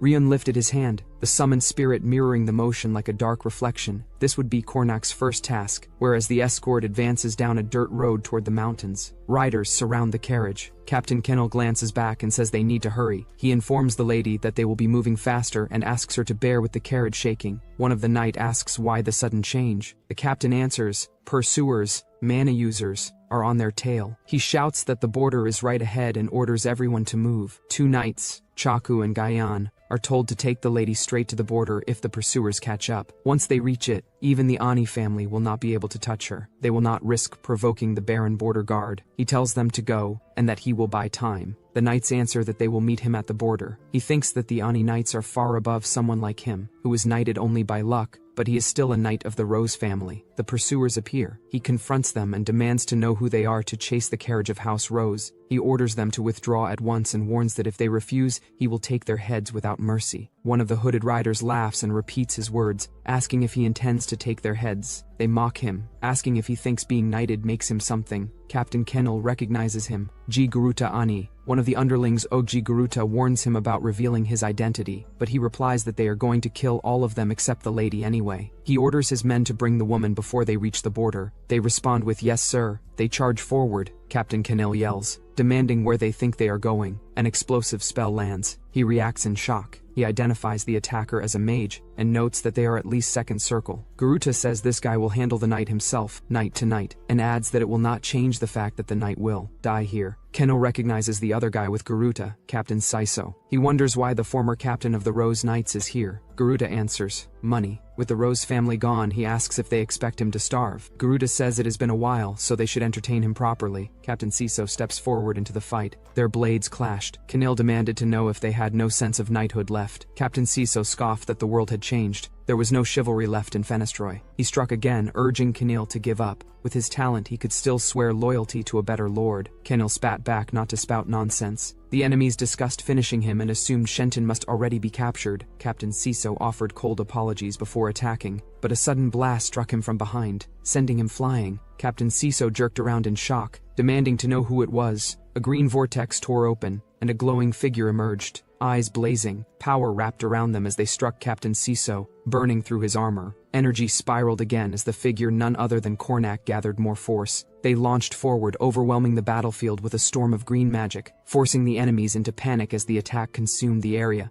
Captain Saiso dropped to a knee, poison eating through him as her power thickened the air. Above him, the spirit and the cloaked boy Ryun aligned like two halves of one presence. He demanded payment, his voice cutting through the battlefield. At some distant thrum followed, and a soldier's visor cracked in the distance before the man collapsed, his blood soaking into the dust. A second fell moments later, his body thrown beneath a shattered wagon wheel. The two surviving knights steadied themselves, trembling as the toxic air thickened. One muttered that the force was far beyond anything they could withstand. The other stared at the assassins closing in, their orange hoods swaying lazily as if they were already bored of the hunt. One waved his blade carelessly, telling them to crawl away if they planned to cling to their title as knights. The pair could barely stand. Before the finishing blow came, a calm voice cut through the chaos. The young lady sent in Rose stepped from the carriage wreckage, her dress torn, her red hat casting a shadow across her eyes. She thanked the knights for lasting this long, then lifted a dagger to her own throat. She said she would go with them if the others were spared. If not, she would die here and now by herself. She warned that their employer would not want that outcome either. The attacker identified her as Saintine Rose and claimed she was misunderstanding something. He explained that since she never reached Daron, she was no longer a noble or anything at all. He said he had no reason to listen to her. She reacted with alarm as the man swung his blade. He threatened to show her what happens when rebelling against a knight who can wield mana. He grabbed her and held a blade to her. A knight shouted for his lady. She flinched as the attacker tightened his grip. Suddenly a figure dropped down and struck the attacker's head, knocking him away in a burst of blood. Saintine reacted with shock. The hooded figure continued the assault, forcing another attacker back. The injured man demanded to know who the intruder was. Ryun said he had been planning to cover his potion debt, but after dealing with trash, he figured he would still owe money. He kicked the man aside and asked if Saintine intended to pay for the potions and salves up front. Saintine stared, whereas Ryun mentioned about hiring a Martin assassin for this request. She repeated the word Martin, then assassin. Shocked, the defeated man wondered why Martin would be here, and why someone from Martin would help the Rose family. Saintine recalled the Martin emblem, and wondered if, being Martin, he was a direct descendant of Hessian. She shouted 30 gold. He noted she was quick to understand the situation but added there were conditions. He told her to write it down. 30 gold, he explained, was barely enough to take down the knight she had just seen,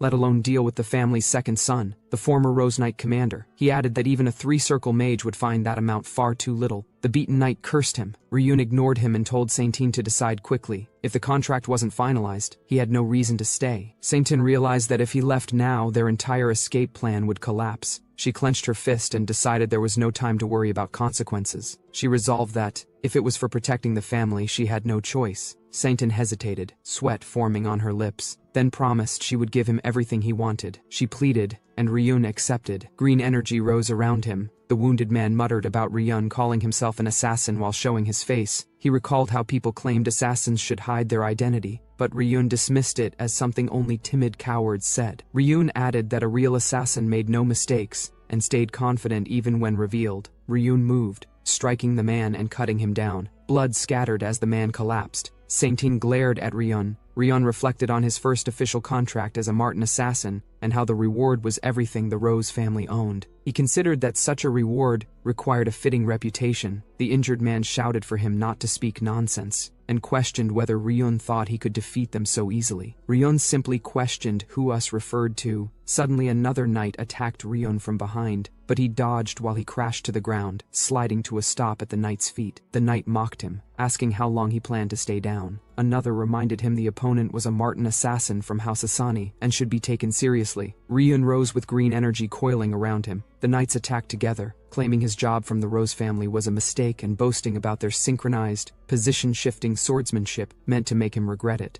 Ryun muttered that he had heard enough. A system window flickered to life, stating that body control had activated. His movements sharpened as another window appeared. Body acceleration activated. Green aura surged as he closed the distance instantly. One knight swung and missed, shouting in frustration. His partner scolded him for acting alone, insisting they match timing and counterattack together, but Ryun repeated that it was already too late and placed his hand on the man's face, stating he had already hit them with body weakness, blackout, and auditory distortion skills. The man realized it was a curse-type skill. Green energy surged over him as he shouted, accusing Ryun of even having necromancer abilities. Blood burst across the battlefield as Ryun launched his next strike, cutting through the man. He followed by telling him to feel the suffering of the dead left behind in the Rose family, ending the fight as the man screamed. A sunrise spread across the mountains and a caravan stood by the water, with horses and survivors regrouping. Kenil hurried forward, calling for his lady. Covered in dust and blood, he approached and asked if everyone was okay. From the group ahead, Saintine called out to him by name. Saintine brightens when she sees him and says he's safe, relieved that he's unharmed. She watches him quietly, while Kenil checks on Sion and Chaku, asking if they're all right.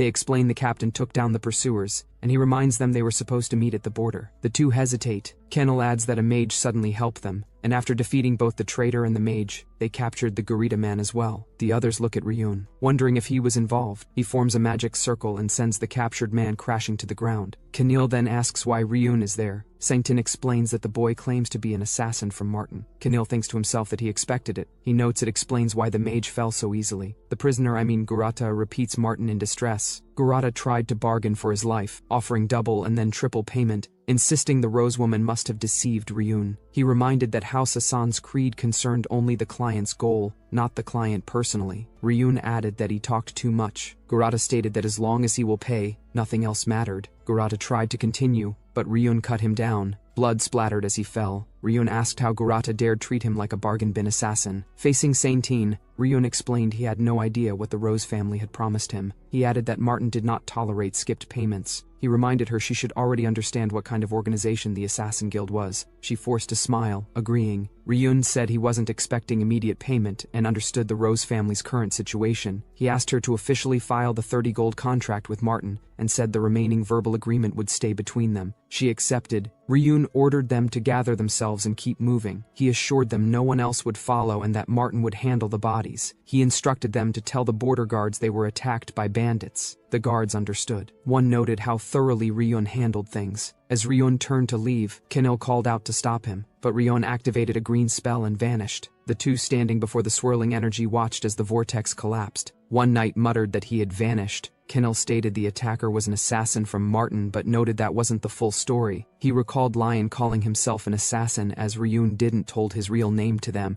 Yet the summoned creature was not normal undead. The creature moved with unusual power and even spoke human words for a moment. It took down Siso and the mage almost simultaneously. He added that someone who could command undead of that level reminded him of the legendary necromancer Veda. He suspected the hooded assassin might be Veda's disciple. Saintin reacted sharply at the name Veda, saying Lord Leon had disappeared long ago. She asked if the attacker was a necromancer like Veda. He described the undead as one capable of using magic while fighting like both a high-rank mage and swordsman. He added that such undead were rare on the Drea continent, but this one was on another level. Nearby knights repeated that Leon was Veda's disciple and said the impact of that being true would be enormous. Saintin murmured Veda's name again. Facing everyone, she ordered them not to speak a word of what happened. She said she wasn't talking about Gurata's death. His death could spread freely. The body lay in blood as Kenil protested, calling her my lady. She continued, explaining that the one who saved them was a man who appeared with nothing more than a cloak, a hood, and a single potion. If there was even a chance he was the disciple who inherited Veda's legacy, they needed to hide his information. What they must hide, she finalized, was Lord Leon's information. Kenil silently noted she was not the same lady who left the castle. Her eyes didn't look like those of someone who had lost everything and fled into exile. She asked Kenil if he could still move. He answered yes. She instructed him to return to Finton and formally commission an assassination from Martin, just as Leon or say Ryun had said, and have them arrange Gurata's assassination. Kenil hesitated about leaving now, but she replied she trusted Leon's words that no further attacks would follow. It was too late to prepare for one anyway. She told them to focus on what they could do now. They would secure their place in Drea. She vowed the restoration of the Rose family. The knights stiffened at her declaration, and Kenil watched quietly. Saintin gathered everyone and urged them to move quickly, offering to repair the carriage. Magic circles formed beneath the group as they prepared to depart, while Ryun separately examined a glowing green spell in the forest. He thought of House Rose, recalling that a rose was never simple. It always carried hidden thorns. From now on, those thorns would reveal themselves. The thought made Ryun tense, his magic flickering. He remembered the incident that turned dark mages into a taboo on the demon continent. The war that drowned everything in darkness, known as the Black-White War. It began when all the dark mages of Drea rose at once, slaughtering countless people in their obsession to summon the Demon King. Using that blood, they brought forth demons, then conquered the small southern kingdom of Rako, and even attempted to summon the demon realm itself. War erupted. Demons poured into Drea, engulfing the land in flames. Humans and other races fought back against dark mages and monsters, splitting into factions determined to annihilate each other. In the midst of that chaos, Veda appeared, without warning, without origin, a necromancer. Though usually treated as a branch of black magic, Veda stood apart. He healed those afflicted by dark spells, restored the wounded, and on the battlefield he hunted dark mages relentlessly. Many allies felt uneasy fighting beside someone who commanded the dead, yet Veda earned reverence. He only raised those who willingly chose to serve after death. His undead were said to possess strength far beyond ordinary risen soldiers. Thanks to his presence, the world's view of necromancers changed. Under his power, the dark mages and demons fell. But when the war ended, Veda rejected countless rewards and honors, then disappeared as abruptly as he had arrived. Back in the present, Rion smirked, knowing he made the right choice showing Cornac. Knights who knew Veda's legend would be impressed. Sentin Rose too performed far better than expected, showing clear leadership even in sudden crisis. He resolved that one day he must return to Drea, saving someone he normally would have ignored. That choice alone tied him deeper into everything that awaited him next. He concluded it wasn't charity but an investment in Ryun's reputation, one Ryun had already lost. He looked at the poster of himself as Ryun, deciding that because of this incident, Leon would gain fame instead. He shifted his thoughts to House Rose. Though insignificant for now, its next head, Sentin Rose, held clear potential. He left a final remark, saying he looked forward to their next meeting. Night wind swept across the frozen path. His steps passed over scattered bones until he paused on a cliff, letting out a quiet breath. He wondered if half a day had passed since he crossed Daesong village, then noted he had finally reached his destination.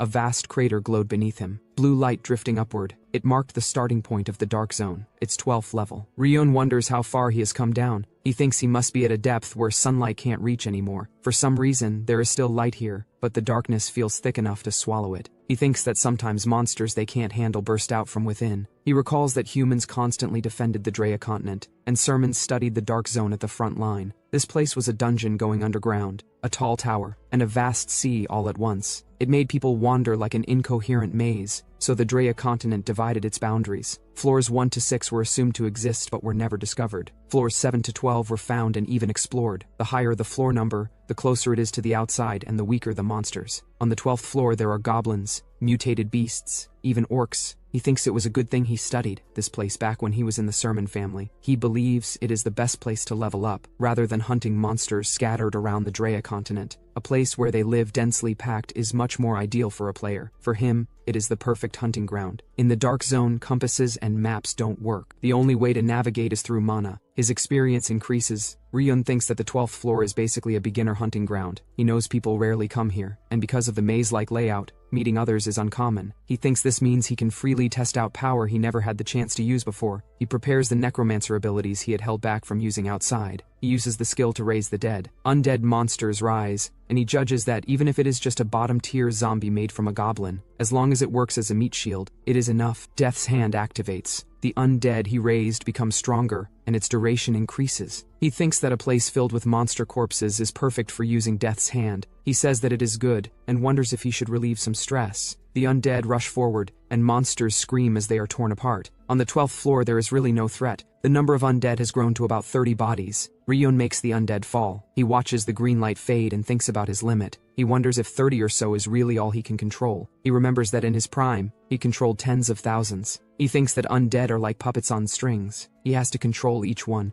and they constantly drain mana. His mental strength is fine thanks to experience, but his lack of mana is the biggest problem. He came to the Dark Zone partly to level up and gain experience, but he also needs to replenish his lacking mana. To do that, he needs the Floor Guardian. In Adion, it is called a boss monster. He decides he has to hunt that thing. He breathes out, tired, and thinks about how many goblins and orcs he has killed. It feels like a few hundred at least. Death's Hand skill level increases. He thinks this is endless, and notes that, even in Adion, there are not many hunting grounds with monster density like this. But in Dark Zone, it feels like dozens of dungeons mashed together, spitting out monsters. Ryun stands near a monster and thinks about regen. In Drea, they called it regeneration. He thinks that monsters in the Dark Zone do not disappear when they die. They revive after some time. On the Drea continent, some monsters form colonies or interact with humans and are treated as other races. But Dark Zone monsters exist only for slaughter, true perfect monsters. He decides there is no need to think too deeply about it, and focuses on his mana stat. Mana increases by 3. He plans to strengthen his skills and then another one as well. The Raise Dead skill rank increases. Raise Dead sub-skills improve. Raise Zombie, Raise Skeleton, and Raise Skeleton Archer appear. He feels he has done everything he can through leveling. Now he needs to grow beyond the system. A message appears that Cornac has found a bone she likes. He reacts and looks over. A message appears about obtaining the goblin shaman's finger bone. Mana increases by 1. He realizes it is a growing undead. He thinks that instead of raising dozens of undead, creating an undead like Kornak is more profitable. But special undead like Kornak are rare, and Aiden could not create them either. Ryun thinks he has roughly figured out the trick, but whether he can make another is uncertain. He thinks that Dark Zone monsters have no souls, but before coming here he picked up a useful corpse. He plans to hand Garuta An's corpse to the guild, but not the others. He uses the subspace skill. He is glad he stored them in the corpse vault. He asks if he should begin the experiment. If it succeeds, it will be soul extraction. He thinks it will become a force capable of fighting the Floor Guardian. The Floor Guardian of the 12th floor is already well known. It appears in the weakest part of the Dark Zone, and stories spread widely among those who challenge or explore this place. A special orc appears. In Sermon, it is called the Human Slayer. Ryun watches, but seeing it in person feels different. A message appears, Orc Giant Berserker, level 23, the Slayer. He thinks it really is a monster. The orc releases a strong presence. A message appears that he has been exposed to orc fear, and his stats temporarily decrease. Another message says he successfully resisted using the Blue Earth circulation method. He says he came fully prepared to face it. He thinks the 12th floor's environment is closer to ruins or a maze. In a place like this, what is needed is mobility. He moves with energy around him. A zombie wolf, raised after killing and reanimating the orc chieftain's mount, charges forward. It will disappear once the mana infusion ends, but it is more than enough time to deal with the human slayer. The orc reacts in confusion as the wolf rushes forward. Ryun rides the wolf along the wall. He thinks it is no wonder that even in Sermon it takes a party of knights and mages to hunt it. He realizes the traces he scattered everywhere only made it more agitated. The more excited it gets, the more unavoidable it becomes. Openings appear. He attacks, but the cut is too shallow. He thinks it must be because his level as an assassin is still low. He uses a skill, Wound Aggravation. The wounds tear open wider and the orc screams. Dark energy spreads over the orc's body. He watches and says it is a curse-type skill. He tells it to stop struggling and die. The orc roars, and its body swells with purple rage. Ryun recognizes it as Berserk, a skill that blocks pain and pours out tremendous power. He sees that fighting it head-on will not work. He decides to fake being dead. He lowers his body and begins casting. Green magic circles spread beneath him. Summoned undead crawl up from the ground and swarm forward. The enraged orc growls and thrashes as they surround it. Ryun thinks that now it finally feels like a raid. He remembers the last experiment, when he used the corpses of Ani's group. He failed to create a special undead like Kornak, but he found another way to grow. He raises more magic. Dark energy forms between his hands. He casts Undead Enhancement. The undead glow and strengthen, and the swarm presses harder toward the orc. Soul sacrifice begins. Light gathers above the swarm of undead. A message appears that a knight's soul was used. The undead are strengthened through the soul sacrifice. Another message says the knight's abilities can be used temporarily. More power gathers. A message appears that a mage's soul was used. Through the soul sacrifice, Kornak's abilities are permanently strengthened. Another message says Kornak has awakened part of the knowledge he had while alive. Ryun calls Kornak. He says it is time to command. He orders the finish. The undead rush the human slayer. Blows land again and again. Poison bursts out when undead die. He notes that it even used a skill that spews deadly poison when undead die. He thinks the human slayer is holding out pretty well. He activates Commander's Eye. Ryun thinks that, thanks to the knight's soul, they fought better than expected, but undead are consumables in the end. He thinks they are shields meant to break. Poison spreads over the human slayer. He watches and waits. The moment its berserk weakens because of the poison, he calls Kornak. Kornak moves. The human slayer roars as the undead explode and tear into it. Magic gathers. Bright circles rise. Fire spreads like a storm. The human slayer looks up at the burning sky and screams. Ryun casts Firebolt and follows it with the command to hit everything. Flames gather and spiral, then crash down in a blazing column. The human slayer is engulfed as explosions tear into the ground and fire pours over its body. The human slayer roars while burning, staggers forward through the flames, then coughs and struggles to stay standing. Ryun stands with the undead behind him and acknowledges that the human slayer is, as expected, worthy of guarding a lair. He cancels the summon. Green magic circles fade as the undead dissolve. Kornak watches calmly as the human slayer lets out a low growl. Ryun acknowledges that the human slayer's tenacity truly lives up to its name, but states that this is his victory. He activates Hand of Death. After days of experimentation, Hand of Death has ranked up,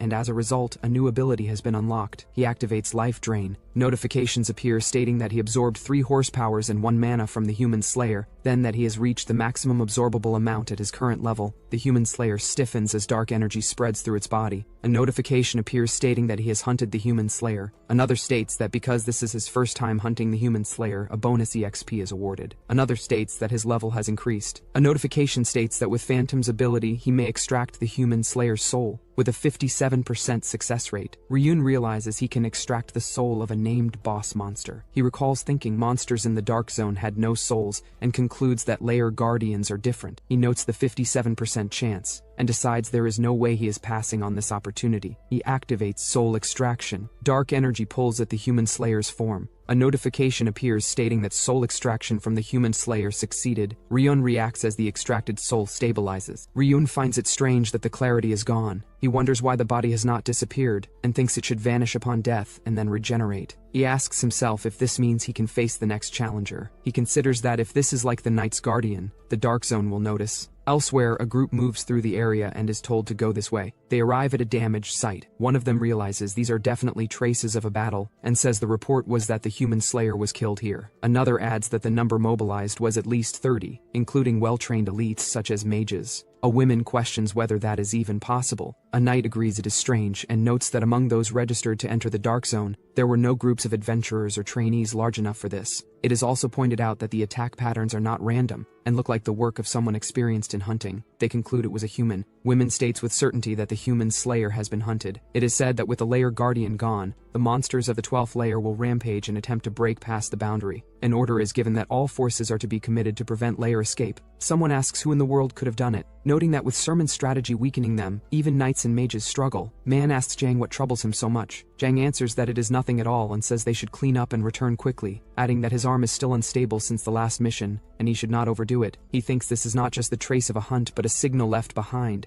and that the time has come for him to carry out the mission entrusted to him. Elsewhere, a blue light glows in the darkness. Ryun assumes that is the exit and realizes this is now the 11th layer. He looks down at a land of lakes and swamps and notes it is definitely different from the frontline 12th layer. He thinks it should be fine here. He activates the skill morgue. Purple energy surges as a corpse rises before him. He notes that normally the human slayer should vanish upon being hunted and then regenerate, but for some reason its corpse remains and is now in his possession. He senses another problem as a quest window opens. The quest paths listed are Path of Vengeance, Path of the Assassin, Path of the Necromancer, and Path of the Soul. He states that the number of quests has increased. Ryun recalls that the first opened after he defeated Ake, and that the second opened when he entered Martin. He sees that the Path of the Necromancer was unlocked after hunting the human slayer, and decides to check the details. System notice appears stating that the Path of the Necromancer and the Path of the Soul are merged into a single quest. Ryun reacts and tells it to hold on. The quest interface scrolls as the main quest is announced. A notice states that Veda's legacy begins. Ryun reacts to the word main. A notice states that the Path of Revenge is converted into a main quest. Another notice states that the Path of the Assassin is converted into a job quest. Another states that a subquest is opened for the Path of Revenge. A new objective appears to rebuild the Sermon family. Another notice states that a clear objective is given to the Path of the Assassin. The Path of the Assassin objective appears as obtaining Martin's 4th rank assassin qualification. Ryun thinks that the system has grown, and notes that the system that was almost useless in Drea has started working like it did in Adeon. He wonders why only now. A world quest notice appears stating that Veda's legacy begins. The objective appears as raising the human slayer as an undead.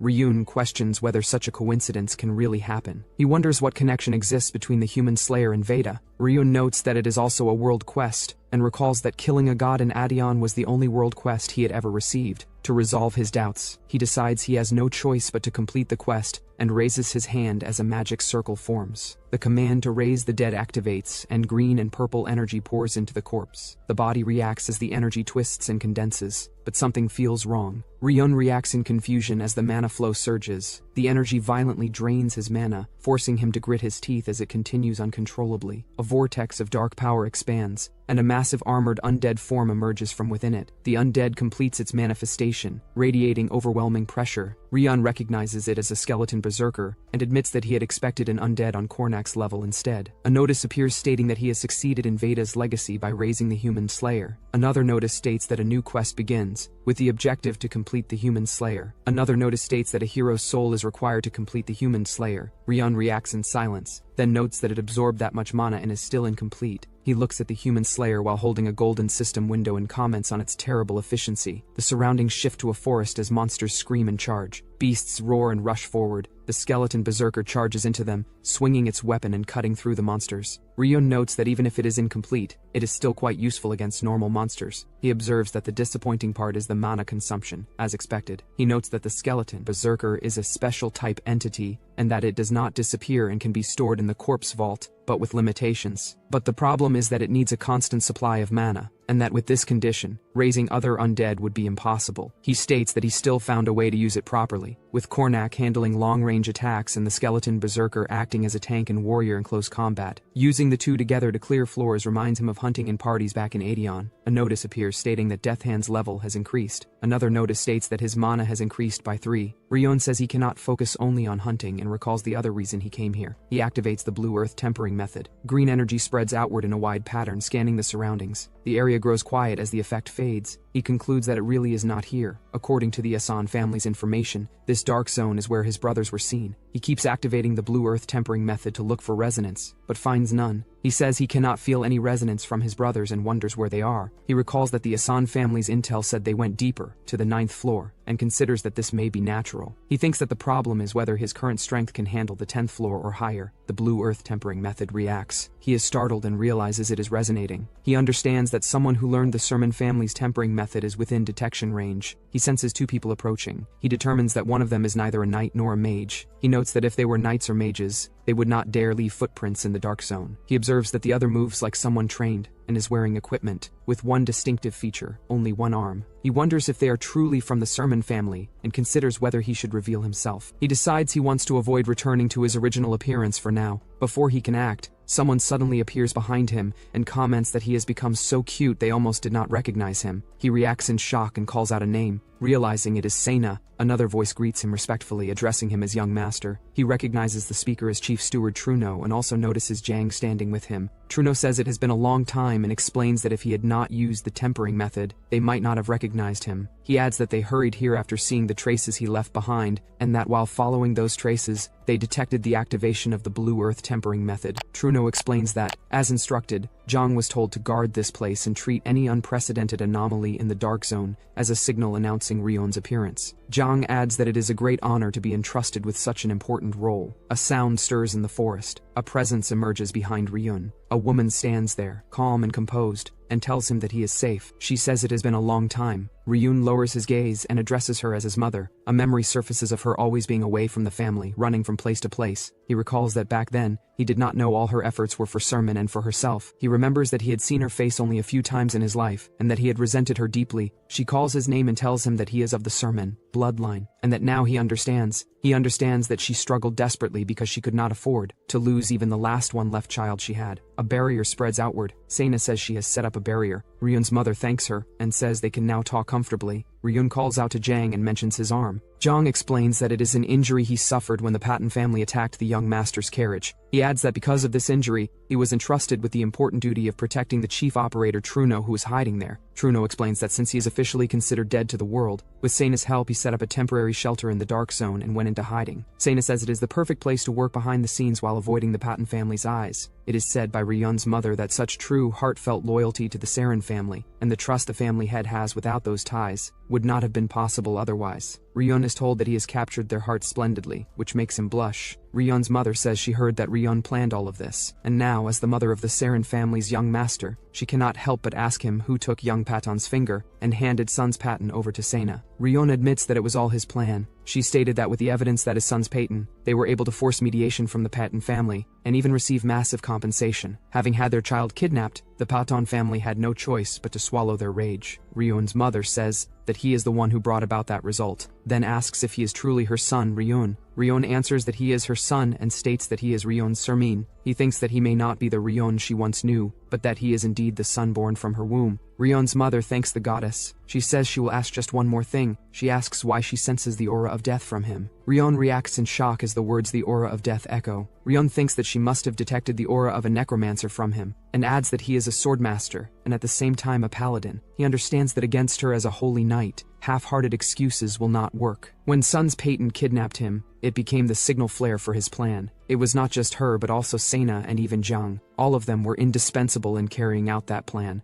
At the very least, he needs to make her understand his change, so that she will act under his plan without making reckless moves. He tells her that he will tell her everything, beginning with a dream he once had. His mother quietly asks what kind of dream it was. Ryun says that more precisely, it could be called a revelation. He begins explaining that the dream was a vision of the fall of the Sermon family. He tells her the dream is a future where the Peyton family burned their lands, the Daeron kingdom and the noble houses abandoned them, and Peyton's forces killed Colin and many of their people. The conflict with the Peyton family had grown further in reality. It was something that truly could have happened. Ryun explains that he was captured by Patton, and that his mother and his younger sister Maria were also taken prisoner by the Patton family. Sena and Alejandro struggled desperately to save them. Sena pushed her abilities beyond her limits and Alejandro was pierced all over by arrows. In the end, right before Ryun's eyes, they were brutally killed by their enemies. He says that he suffered years of harsh torture and experiments at the Patton family's hands, and before finally dying, that was the dream. He says that through it, he realized who he was, what he had to do,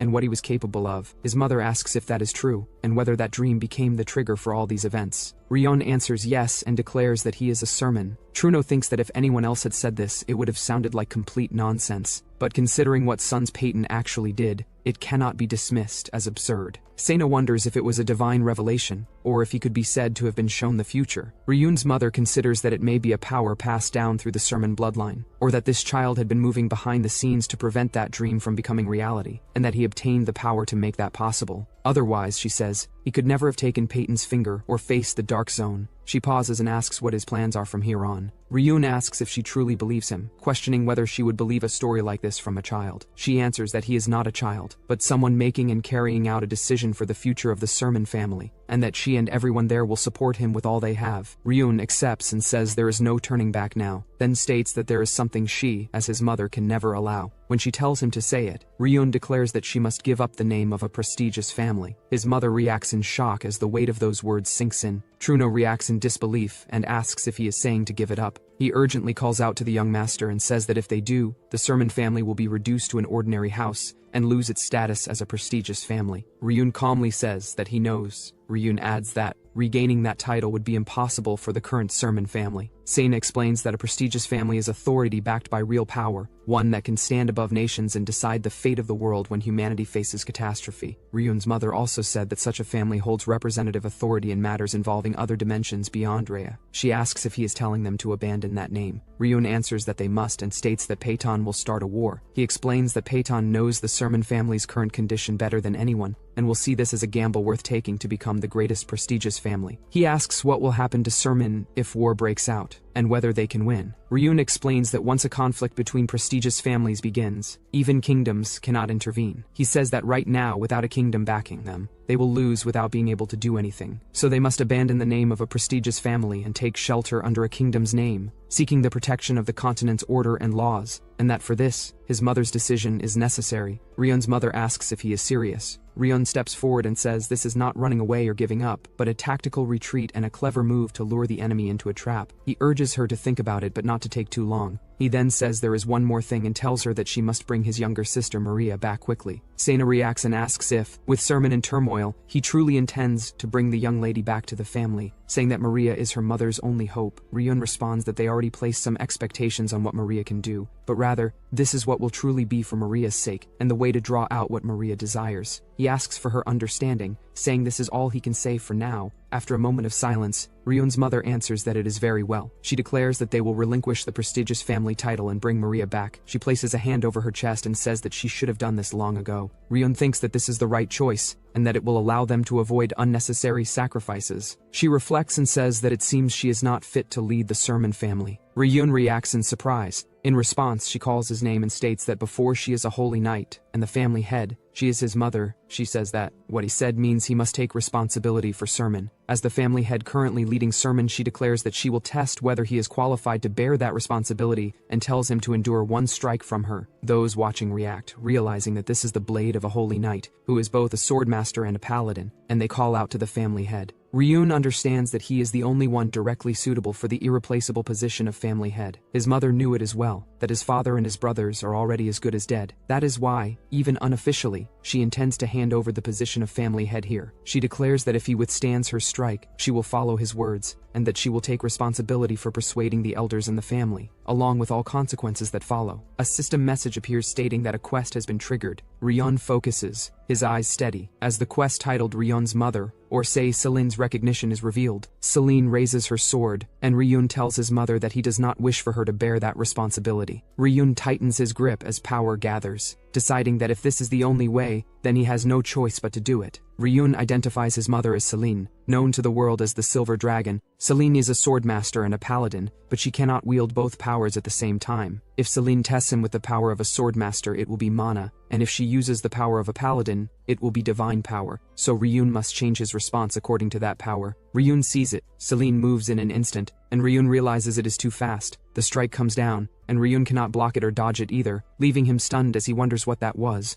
Ryun realizes he could avoid it because Celine's power was mana, using the skill Spirit Form that draws on the power of a ghost, a basic ghost skill he used for over 100 years in Aedeon, but his body is still not perfect for it. Celine calls out his name as he is struck, and Ryun understands that his body cannot fully handle it yet. Others rush in and ask if he is alright, while a prayer is offered to Goddess Aldesil for the wound. Ryun says he is fine and decides to take the wound as a mark he will never forget of his mother's love and concern, and of the fact that he is her son. Celine softly calls Ryun's name, and he thanks her for trusting him as she holds him close. System tells that Ryun has received Celine's recognition and gained a small amount of experience along with it. Another states that he avoided the Swordmaster's strike with Spirit Form, and that Spirit Form's skill rank has increased. Another follows, stating that Phantom's level has increased. As they sit together, Ryun thinks that there are still things he must do on his own. He presents a written document declaring the timing to relinquish the prestigious family status. He tells about the things that must be done next, and the things that must be done after that. Celine looks at the document and says it is a shame that she can only be by his side for now. Sena addresses him as young master, and says that Colin and Alejandro are very worried about him, especially since Alejandro does not yet know the full situation. He decides that it would be best not to tell Alejandro for now, since he shows his feelings too clearly. Ryun says he will go see Colin himself. Truno said that even if Alejandro finds out later, he will not resent them, because Knight Commander Alejandro is that kind of person. They part ways, and Celine walks off with the others while Ryun turns and leaves alone. Ryun walks down the forest path, putting distance between himself and them as the road stretches ahead. He moves toward Daron Kingdom, in the Martin Information Branch, as Ryun stops in front of the building. Inside, a woman greets him and welcomes him as the 5th-rank assassin lord, Leon, and tells him that there is a letter from the Painton Branch, as Ryun didn't reveal himself and his true identity in front of everyone, so everybody treats him as Leon, an assassin. Ryun reaches out and takes the sealed letter, his expression tightening as he grips it. Ryun enters a village tavern while people sit at tables drinking and talking. He reads the letter and notes that, as expected, it is about the 4th-to-rank promotion test, including the promotion test and mission instructions. A system message appears stating that a quest has been triggered, followed by another indicating the 4th-to-rank promotion test. The quest details state that the task is to assassinate the Mage Goma in the Daron Kingdom's territory of Kalit. Ryun recalls having heard of the Mage Goma and considers him a fitting target for a 4th-rank test that measures combat ability. According to the information, Goma appeared in Kalit one day and created a dungeon. After that, villagers began disappearing one by one, and even the mercenaries and adventurers hired with the villagers' pooled money went missing. When reports to the Lord led to no proper investigation, the villagers finally made a request to a more special place, Martin. Ryun decides there is no need to overthink it, and that he has 2 things to do now: clear the dungeon and assassinate Goma. He arrives in Kaeld and walks through the village streets as dust drifts through the air. A villager stops him and asks if he is an outsider, warning that he looks young and should leave the village. Ryun responds that he has just arrived and is already being told to leave. The villager adds that she does not know why Ryun came to such a small village, but the warning remains. She states that a fog of death has settled over the place. It is revealed that all males, both adult and children, are disappearing. Ryun listens in silence, his expression tightening as he processes the words. He reacts to the information, focusing on the fact that only males are vanishing. The old woman points to the mountainside and asks if Ryun can see it. She explains that the mage settled there is devouring men to gain mana. She tells Ryun that if he doesn't want to die too, he should leave the village. A girl calls out to her mother. Ryun asks the girl what is happening in the village. She replies that this old woman lost her son and isn't in her right mind, so he shouldn't pay attention to her. The girl asks if Ryun came from outside and points out an inn, saying the food is decent and it's a good place to stay. Ryun thinks that her attitude is completely different from the old woman's, almost as if she wants him not to leave. The old woman keeps telling him to leave, warning that he will die if he stays, and that the mage will devour him. The girl begs her to stop, The girl catches the old woman and goes inside the house. She then closes the door, followed by a loud impact. Ryun remembers the warning which states that there are rumors this is a ploy to lure outsiders, and that they offer mercenaries or adventurers instead of village men to the mages. Ryun decides that for now he should go to the inn and feels he shouldn't rush to hunt Goma right away. Ryun walks toward a building. It is stated that in any assassination, relying only on given information is something you must never do. Ryun says there are people he needs to meet. Two cloaked figures stand on a rooftop under the moon, whereas inside the inn, a girl asks if he means Granny Sarman. She says that Granny Sarman is a poor old woman who lost both of her sons. She stated that the disappearance of the village's men is real. Then she says that this includes travelers and mercenaries who came here. The girl tells him that he should be careful too. Ryun asks about the Lord and whether with so many people disappearing, the Lord just sat still. The girl says the Lord sent his soldiers to investigate, but they found nothing. She adds that it will be dealt with soon, and that the villagers pooled their money and hired a fixer. Ryun asks what a fixer is. The girl explains that it is the assassin guild belonging to the Asan family, and names Martin. She says that if it is them, they will definitely solve it. Ryun thinks that it was the villagers, not the Lord, who made the request. The girl says that it costs quite a lot of money too. Ryun responds that he understands. The girl says it is not really something an innkeeper should say, but it would be better not to stay in this village too long. Ryun agrees. Footsteps are heard as a group enters. Ryun notices mercenaries and thinks they are a party that even includes a mage. A man tells the innkeeper to bring them some food to fill their stomachs. He complains that they had to come all the way to a backwater village like this. One of them calls Bayak and asks if they are supposed to meet the client here. Bayak confirms it. Ryun notices a silver badge on their chest and thinks that being silver rank means they are pretty skilled. A door opens, and a red-haired woman in a cloak enters. Bayak asks if she is the client. The reply is absolutely no. The hooded girl asks if she can sit there. She sits down and introduces herself as Ravina. Ryun thinks he never said Ravina could sit. Ravina asks if her name is Leon, which makes Ryun react. Ryun thinks about the letter, which states that since there is a high chance the target is hiding in the dungeon,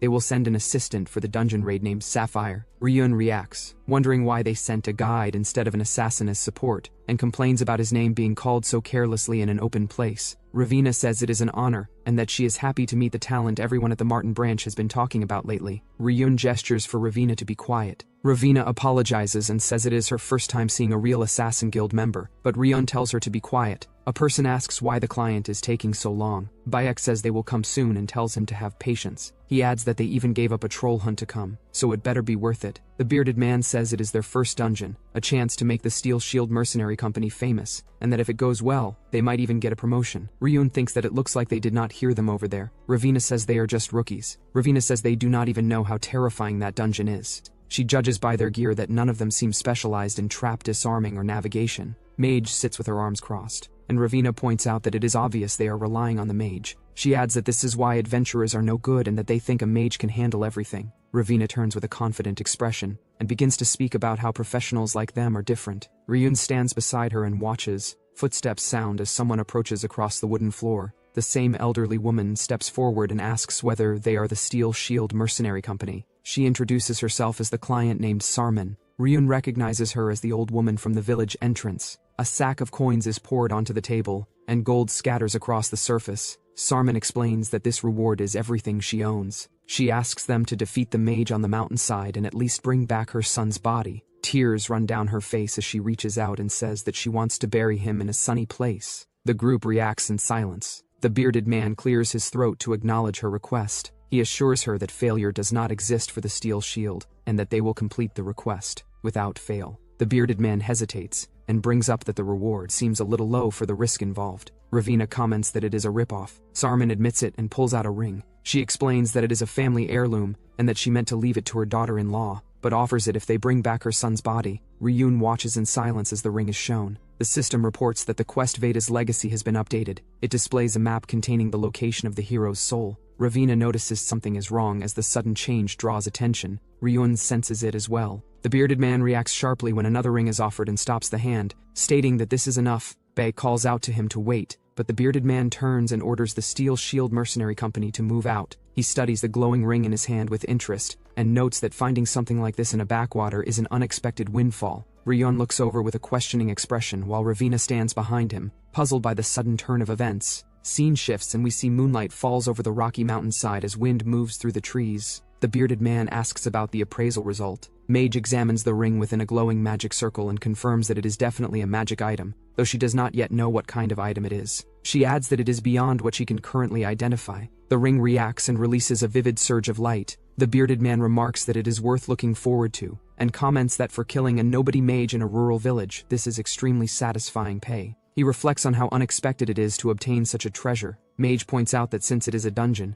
they might find other magic items as well, and notes that even a low-level mage would have something if he built a dungeon. The bearded man agrees to move quickly, and urges the group to finish the job without delay. Ryun watches the group from the forest path as they move ahead under the moonlight. He notes that no matter how confident someone is in their skills, charging in without proper intel gathering shows a lack of the basics. Ravina appears beside him and remarks that their faces show they are lacking the basics. Ryun thinks that this applies to her as well. Being more of a supervisor than a helper, he reflects that he could not just leave them alone and follow them. Ravina points that even though they are poorly prepared, and that a rural dungeon like this would not be a problem. Ryun warns her not to get overconfident, and Ravina points out that his sudden move to tail them is because of the magic item they received. She remarks that this means he is not just an ordinary helper, then suggests that if that is the case, he might as well kill them all and take it. Ryun stiffens at the suggestion. He states that an assassin is not a bandit, and adds that taking everything just because one wants it makes someone a robber. The scene shifts. The group reaches a cave entrance carved into the rock, where a blue glow flows out from within.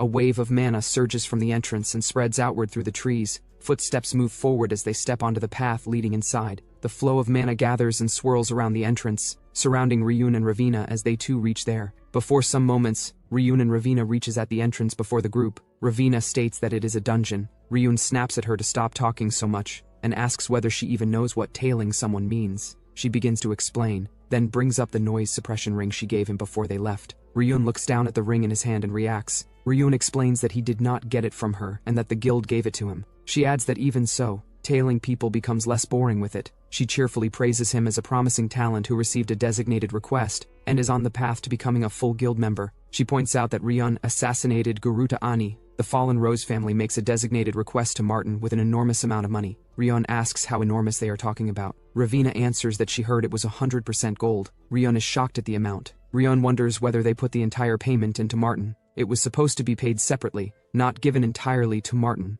Ryun starts to calculate how much would be left after fees, then stops himself. He reasons that even as a failing family, they would not foolishly throw away that much money. He concludes that this was likely done to make it a big topic, so that the news would definitely reach him. He questions whether it was a plan to force him to come and find her just to complain. Ravina begins to comment that for someone around her age, that is impressive, but Ryun cuts her off and tells her to be quiet. While in present, they look toward the cave entrance glowing in the distance. Ryun repeats that it is a dungeon. Mana continues to surge at the entrance. Ryun notes that those mercenaries went in without even checking their surroundings. He states that there is only one option anyway. Ravina reacts, questioning what option he means. Ravina asks what is wrong as she notices Ryun's expression change. Ryun wonders that he followed the promotion test and the quest, and then, by coincidence, a map containing the hero's soul appeared. On top of that, the Lord is neglecting the disappearance of his people, who are practically his property. Ryun concludes that it is too lucky to call it a coincidence. Because of that, he ended up following them, even though it was not part of his original plan, leaving other options behind. The appearance of a map with the hero's soul means a quest of that level of difficulty. He adds that it was not just good luck and that this is how the system works. He thinks that it is probably starting to resemble the Adian system more now.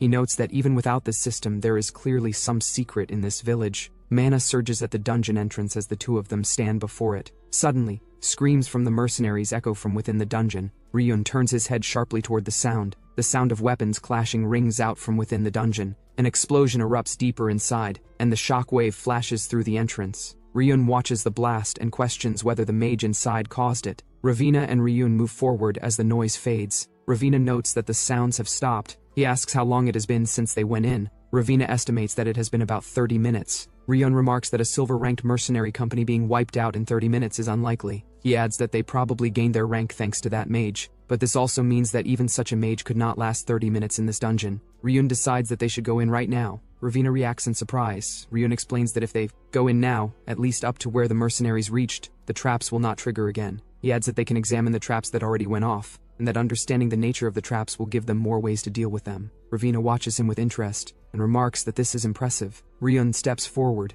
and his foot presses against the ground as green mana begins to gather around his hand. Ravina notices the movement and urgently stops him. He reacts in confusion, questioning why. Ravina reminds him that he just said the traps would not trigger again for a while. Ryun clarifies that this would be true if they were only traps. Green energy spreads across the ground as a magic formation activates beneath his hand. He explains that if he had not activated the blue earth tempering method, he would have ended up like the mercenaries. Multiple illusion formations rise around him, and the space distorts with layered magic circles. He identifies it as illusion magic circles. Ravina is startled and questions what illusion means, then asks what happened to the mercenaries. Ryun states that the trap started before they even entered the dungeon. A brief caption marks that this happened 20 minutes ago. Inside the dungeon, Bake struggles to breathe amid burning debris. The bearded man, or say the mercenary leader, shouts in anger, demanding to know if everyone has gone mad. Bake calls out to him as their boss. In present, Ryun explains that it is a troublesome type of magic circle that is easy to conceal until just before activation. He adds that it only distorts vision and does not deal physical damage, so even if someone is caught,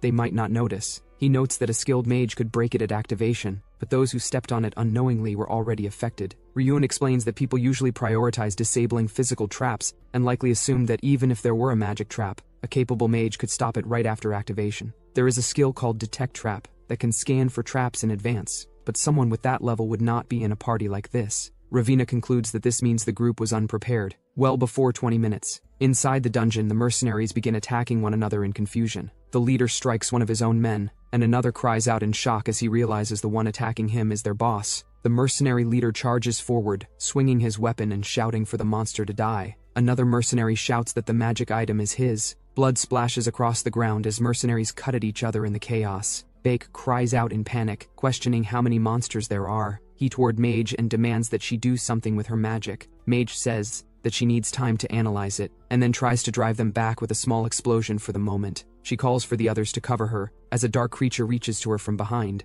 Flames burst out around the group as she releases her spell. The dark creature leaps through the fire and struck down the mage. Bake realizes something is wrong and tries to stop the advance, but the blast surges outward. The fire washes over the cave, forcing them back as the battle continues in confusion. Because of the illusion magic, they turned on one another and attacked each other inside the dungeon. In present, Ryun and Ravina step onto cracked stones stained with blood. Ryun examines the traces and states that this matches what he expected. He notes that they are badly wounded, but since he does not see their souls, they are not dead. He observes that someone dragged them further inside. He adds that there are no marks of armor being dragged, so only the mage was taken. He reasons that either she had a different purpose or she was useless to them.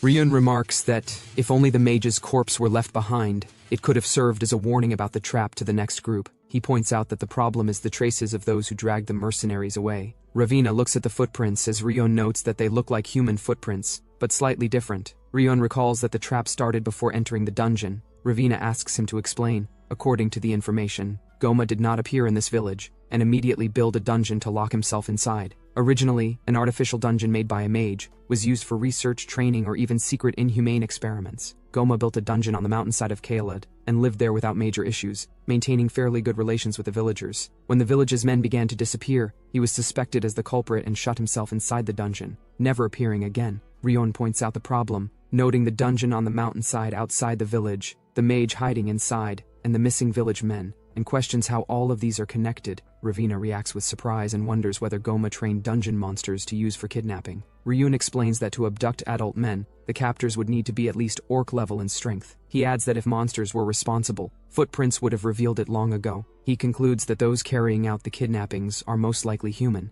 He further reasons that it is natural to assume Goma has outside accomplices who can move freely in and out of the village and quietly subdue adult men without leaving traces. He adds that if they successfully abducted the first few and spread rumors that Goma inside the dungeon was the culprit, they could lure people into searching for the missing. He notes that the hired mercenaries and adventurers likely met their end like the Steel Shield group. Ravina praises him, but Ryun says this is only a hypothesis. Ravina asks why only men are being abducted. Ryun states that what Goma is plotting down there is still unknown. He signals that there is something to deal with before that, as green energy gathers around him and ghostly figures appear behind him. Green energy gathers around Ryun's raised hand as he activates a skill called Soul Search. Translucent green spirits surge forward from him and spread out into the dungeon. The Phantom skill releases souls to scout the area. Ryun observes that the dungeon is fairly deep and complex, with areas that cannot be detected. He identifies a section that is likely where Goma is plotting something. He notes that from this point on, the dungeon is filled with ordinary traps and that Goma likely did not expect anyone to get past this far. Ravina states that then it is her turn to step in. Ryun questions whether she is serious. He warns that the danger level has already surpassed A rank evaluation, and that if she goes any further, she might lose her life. Ryun tells her he can handle Goma, and suggests that she return to the village. Ryun wonders that no matter the difficulty, he cannot give up the promotion test, and that there is something bigger at stake for his plan. Ravina falls silent for a moment, then declares that she is going. She states that she is not an assassin but is still a member of Martin, and that running away from something like this would stain Martin's name. Ryun thinks that assassins are usually not very loyal to their guild and finds it unusual to see such passion from a support member. He wonders whether she has another motive. She clings to him and asks whether Leon would protect her if something happens. Ryun responds that he will, but tells her not to resent him if he fails. Ravina reacts in confusion at the remark. They move deeper into the dungeon. A man watches them through a crystal ball, his eyes glowing white as he sneers at them and curses the Martin Guild. The man watching through the crystal ball mutters in frustration, cursing the Martin Guild. He recalls that he was told a 5th-rank assassin would come and wonders if the information was wrong. He realizes that the traps that had never allowed any intruders until now are being neutralized by them. He adds that even Martin should not have been able to reach this far. The man states that the results he carefully cultivated in this backwater place will not be taken from him. He declares that they will become food for his ratman before reaching him. Inside a glass tank, a horned green creature stirs and opens its glowing eyes. Green fluid bubbles around the creature as it awakens. A surge of energy spirals through the passage. Ravina announces that she is done and states that she disabled the trap triggers in this area. She adds that they will not activate until the next corner. Ryun acknowledges her work and remarks that it is not bad. He reminds her that the dungeon does not only have physical traps. Ravina responds that she knows. She lifts a glowing stone and identifies it as a mana stone. Mana stone is an item that compresses mana and spells inside special ore, and notes that it is expensive and not easy to handle. Pink magical energy spreads across the floor as Ravina channels the stone to neutralize the traps. Ryun thinks that disarming magical traps is a high-level skill that requires quickly understanding the mana structure and cutting its flow, and notes that even relying on an item, that level of control is impressive. Ravina announces that she is done. Ryun gives a faint smile. Ryun tells her he will ask one last time and asks if she really does not plan to turn back. Ravina insists that she said she is coming with him, and adds that she is also scared of what might happen if she goes back alone. Ryun questions whether she is scared, and she reminds him that he said something strange dragged the mercenaries away. Ryun gives an example and points out that there is something behind her. A purple-eyed beast appears directly behind Ravina. She turns in confusion. The creature lunges and lets out a loud roar. Ryun steps forward and blocks the attack, standing between Ravina and the beast. Ravina peeks out from behind him and stammers that it is a rat, then cuts herself off in fear. Ravina recognizes the creature as a ratman. Ryun states that now the reason the village men were disappearing is clear. The man watching through the crystal ball lets out a low laugh. He mocks the Martin Guild and sneers at Ryun, saying that for a mere 5th rank, reaching this far is impressive, but questions whether he can break through his ratman pack. Ravina reacts in disbelief at the existence of ratmen, noting that they are artificial creatures that should have completely disappeared. She recalls that after the Black-White War, the Dark Mages were wiped out, and the method to create ratmen vanished as well. Ryun acknowledges that what he is seeing here contradicts that. A ratman lunges at Ryun. Green blades of energy strike out as he counters, cutting the creature down. Ryun recalls that he used to hunt these creatures to death over and over in Adion. He moves through the pack, cutting down the charging ratmen one after another. Ravina watches from behind as blood sprays and the ratmen fall under the sweeping arcs of green energy. Ryun dashes forward and slashes through the ratmen, his green blades cutting them down in quick succession as blood sprays across the passage. Ravina watches in awe and stammers that it is amazing, noting that even though it is his first time fighting ratmen, he handles them more easily than goblins. The man observing through the crystal ball grips it in shock and questions what he is seeing. He realizes that Ryun is an assassin who is used to fighting ratmen. He mutters that if they make it all the way there, this will be a problem. He steps onto a metal platform and moves toward a central chamber. A purple glow gathers at the center as he approaches it. He resolves that he will never hand it over. In the central chamber, purple energy rises from a book at the center, while the man stands before a glowing magic circle. He repeats that he will never hand it over, and declares that everything of Goma belongs to him.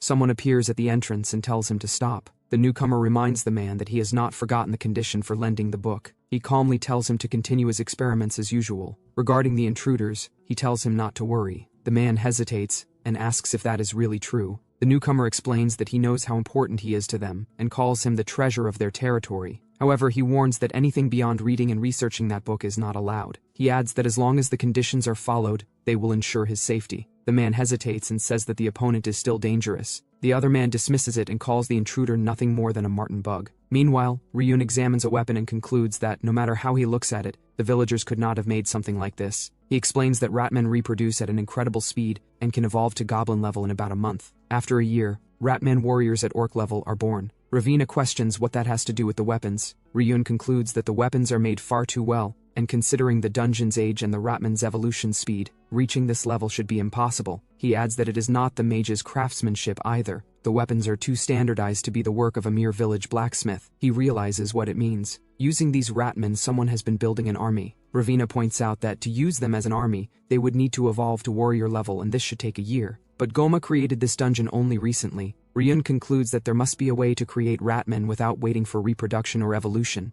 He identifies it as the most basic and forbidden method. Kidnapped village men are being turned into Ratmen. Ravina trembles in shock. Ryun states that if his theory is correct, there are 2 people capable of doing this. Ryun then reveals the first name behind the scheme, Lord Kazan Khaled. He explains that the one actually carrying out the plan is the Lord's only brother and the commander of the Kailed Knights, Sir Caden Kolald. Looking at the scene around them, Ravina realizes the implication. An army made of Ratmen. Ryun adds that it is unlikely the villagers were involved. As he explains, Khaled's people are not wealthy. There is no way they could supply so many high-quality weapons and traps. He also says that it would be impossible for Goma to accomplish this alone. Therefore the Lord must be involved. The Lord has been using his own people as sacrifices. Ryun then urges Ravina to hurry, saying there might still be survivors. They prepare to move deeper into the dungeon. Ravina pauses for a moment and thinks. Then she says that he seems to know a lot about creating Ratmen, which makes Ryun visibly uneasy. Ryun awkwardly replies that it is complicated. Before he can explain further, his eyes suddenly widen. A loud crack echoes from back as a Ratman lunges from behind him with its jaws open. Ravina reacts instantly and strikes the creature, stopping the attack mid-air. Ryun realizes what just happened and notices the weapon, a crossbow. Ravina casually says she has had combat training too. Ryun studies the bolt lodged in the Ratman's body and notes that it struck right in the center, even in the dungeon's darkness. He mutters to himself about her combat training. As they continue walking, Ravina asks why the Lord would cooperate with Goma despite how inhumane it is. Ravina notices another trap on the ground as they move deeper. She explains that, if what Ryun said about Ratmen is true, then there is no better material for building an army than Ratmen. After thinking it through, he concludes that it is certain now. This is not something a normal assassin or an ordinary Drea citizen would come up with. He looks ahead and begins to say, "She." Before he can finish, Ravina interrupts and says they are almost at the dungeon's center. She senses the mana source that is powering the magic traps ahead. Ryun looks at the glowing energy flowing through the ground and agrees. It seems they are almost at their destination. Ryun and Ravina suddenly sense something and look forward. A heavy spiked weapon crashes onto the ground with a loud impact. A large figure appears from the darkness. It is a towering Ratman ogre holding the massive spiked weapon. Ravina recognizes the creature and identifies it as a Ratman ogre. Ryun casually notes that she seems to know quite a bit about Ratmen too. She quickly tells him that this is not what matters right now. The Ratman ogre roars loudly and opens its mouth wide. The Ratman ogre swings the huge spiked weapon downward toward them. Ryun steps forward and raises his dagger to block the attack. Ravina shouts that no matter how skilled he is, he cannot block that weapon with a dagger. The weapon crashes down, but Ryun deflects the strike. The impact shatters part of the ground as the massive weapon rebounds upward. Ryun deflects the ogre's spiked weapon and forms a mana sword in his hand. Ravina is shocked and wonders how a 5th-rank assassin can use a mana sword. Ryun tells her that he will counterattack and asks if he can leave the support to her. She immediately agrees. Ravina fires several bolts from her crossbow. The bolts strike the Ratman ogre's body but fail to pierce its thick skin. Ryun tells her that she does not need to hit it directly and explains that a crossbow cannot pierce a Ratman ogre's skin. He tells her to find a way to use the traps around them. The system activates information search, then displays the enemy as Ratman ogre, level 20. Ryun notes that level 20 is about the same as the Manslayer. He clashes with the ogre's spiked weapon and knocks it aside. He thinks that if he used his necromancer power he could win easily, but it is still too early to use it here. The system activates physical acceleration, then activates physical domination. The system reports that the strength stat temporarily increases. The Ratman ogre roars and rushes forward. Ryun moves quickly and strikes at the monster, while the system reports that physical acceleration is enhanced. The system also reports that the agility stat greatly increases temporarily. Ryun judges that the most effective attack right now requires taking a risk. He accepts the danger and decides he has no choice but to do it. The system reports that the mana sword is enhanced. Energy gathers around the blades as the system reports that cutting power and attack power greatly increase. Ravina glances back as Ryun raises his glowing swords behind her. The ogre leaps toward them. Ryun jumps high above the monster. He plunges both mana swords downward toward the Ratman ogre. Ryun narrows his eyes as energy crackles around him. He descends and slashes down with both glowing mana swords, striking the Ratman ogre. The impact sends blood spraying as the monster's body jerks from the blow. Ravina watches as the force of the strike blasts Ryun backward through the air. She calls out to Leon. The wounded Ratman ogre growls in pain. The system reports that a curse is activated. Purple energy spreads across the monster's body as it reacts with a choking sound. The system reports that the curse of physical weakness is activated, followed by the curse of slow, and then the curse of skin defense reduction. Ryun urgently tells Ravina that now is the moment, and instructs her to release the trap disarm. A device on the wall opens, mechanisms trigger as the trap activates, sharp spikes burst outward and impale the Ratman ogre as it screams. Ryun dives down again and drives both glowing swords into the monster's body. He lands while looking down at the fallen Ratman ogre with a calm, confident expression. Watching the whole scenario, Ravina asks if they defeated it. Ryun stops her bait saying idiot and mentioning not to say things like that. Suddenly, Ravina warns Ryun to watch out. The newcomer, or say Circadian Koleld, attacks at Ryun from behind. Ryun notices the sudden schnage. He raises his weapon and counterattack. That's it for now. If you enjoyed the video, don't forget to like, share, and subscribe for more. Let me know your thoughts of this manhwa through comment section.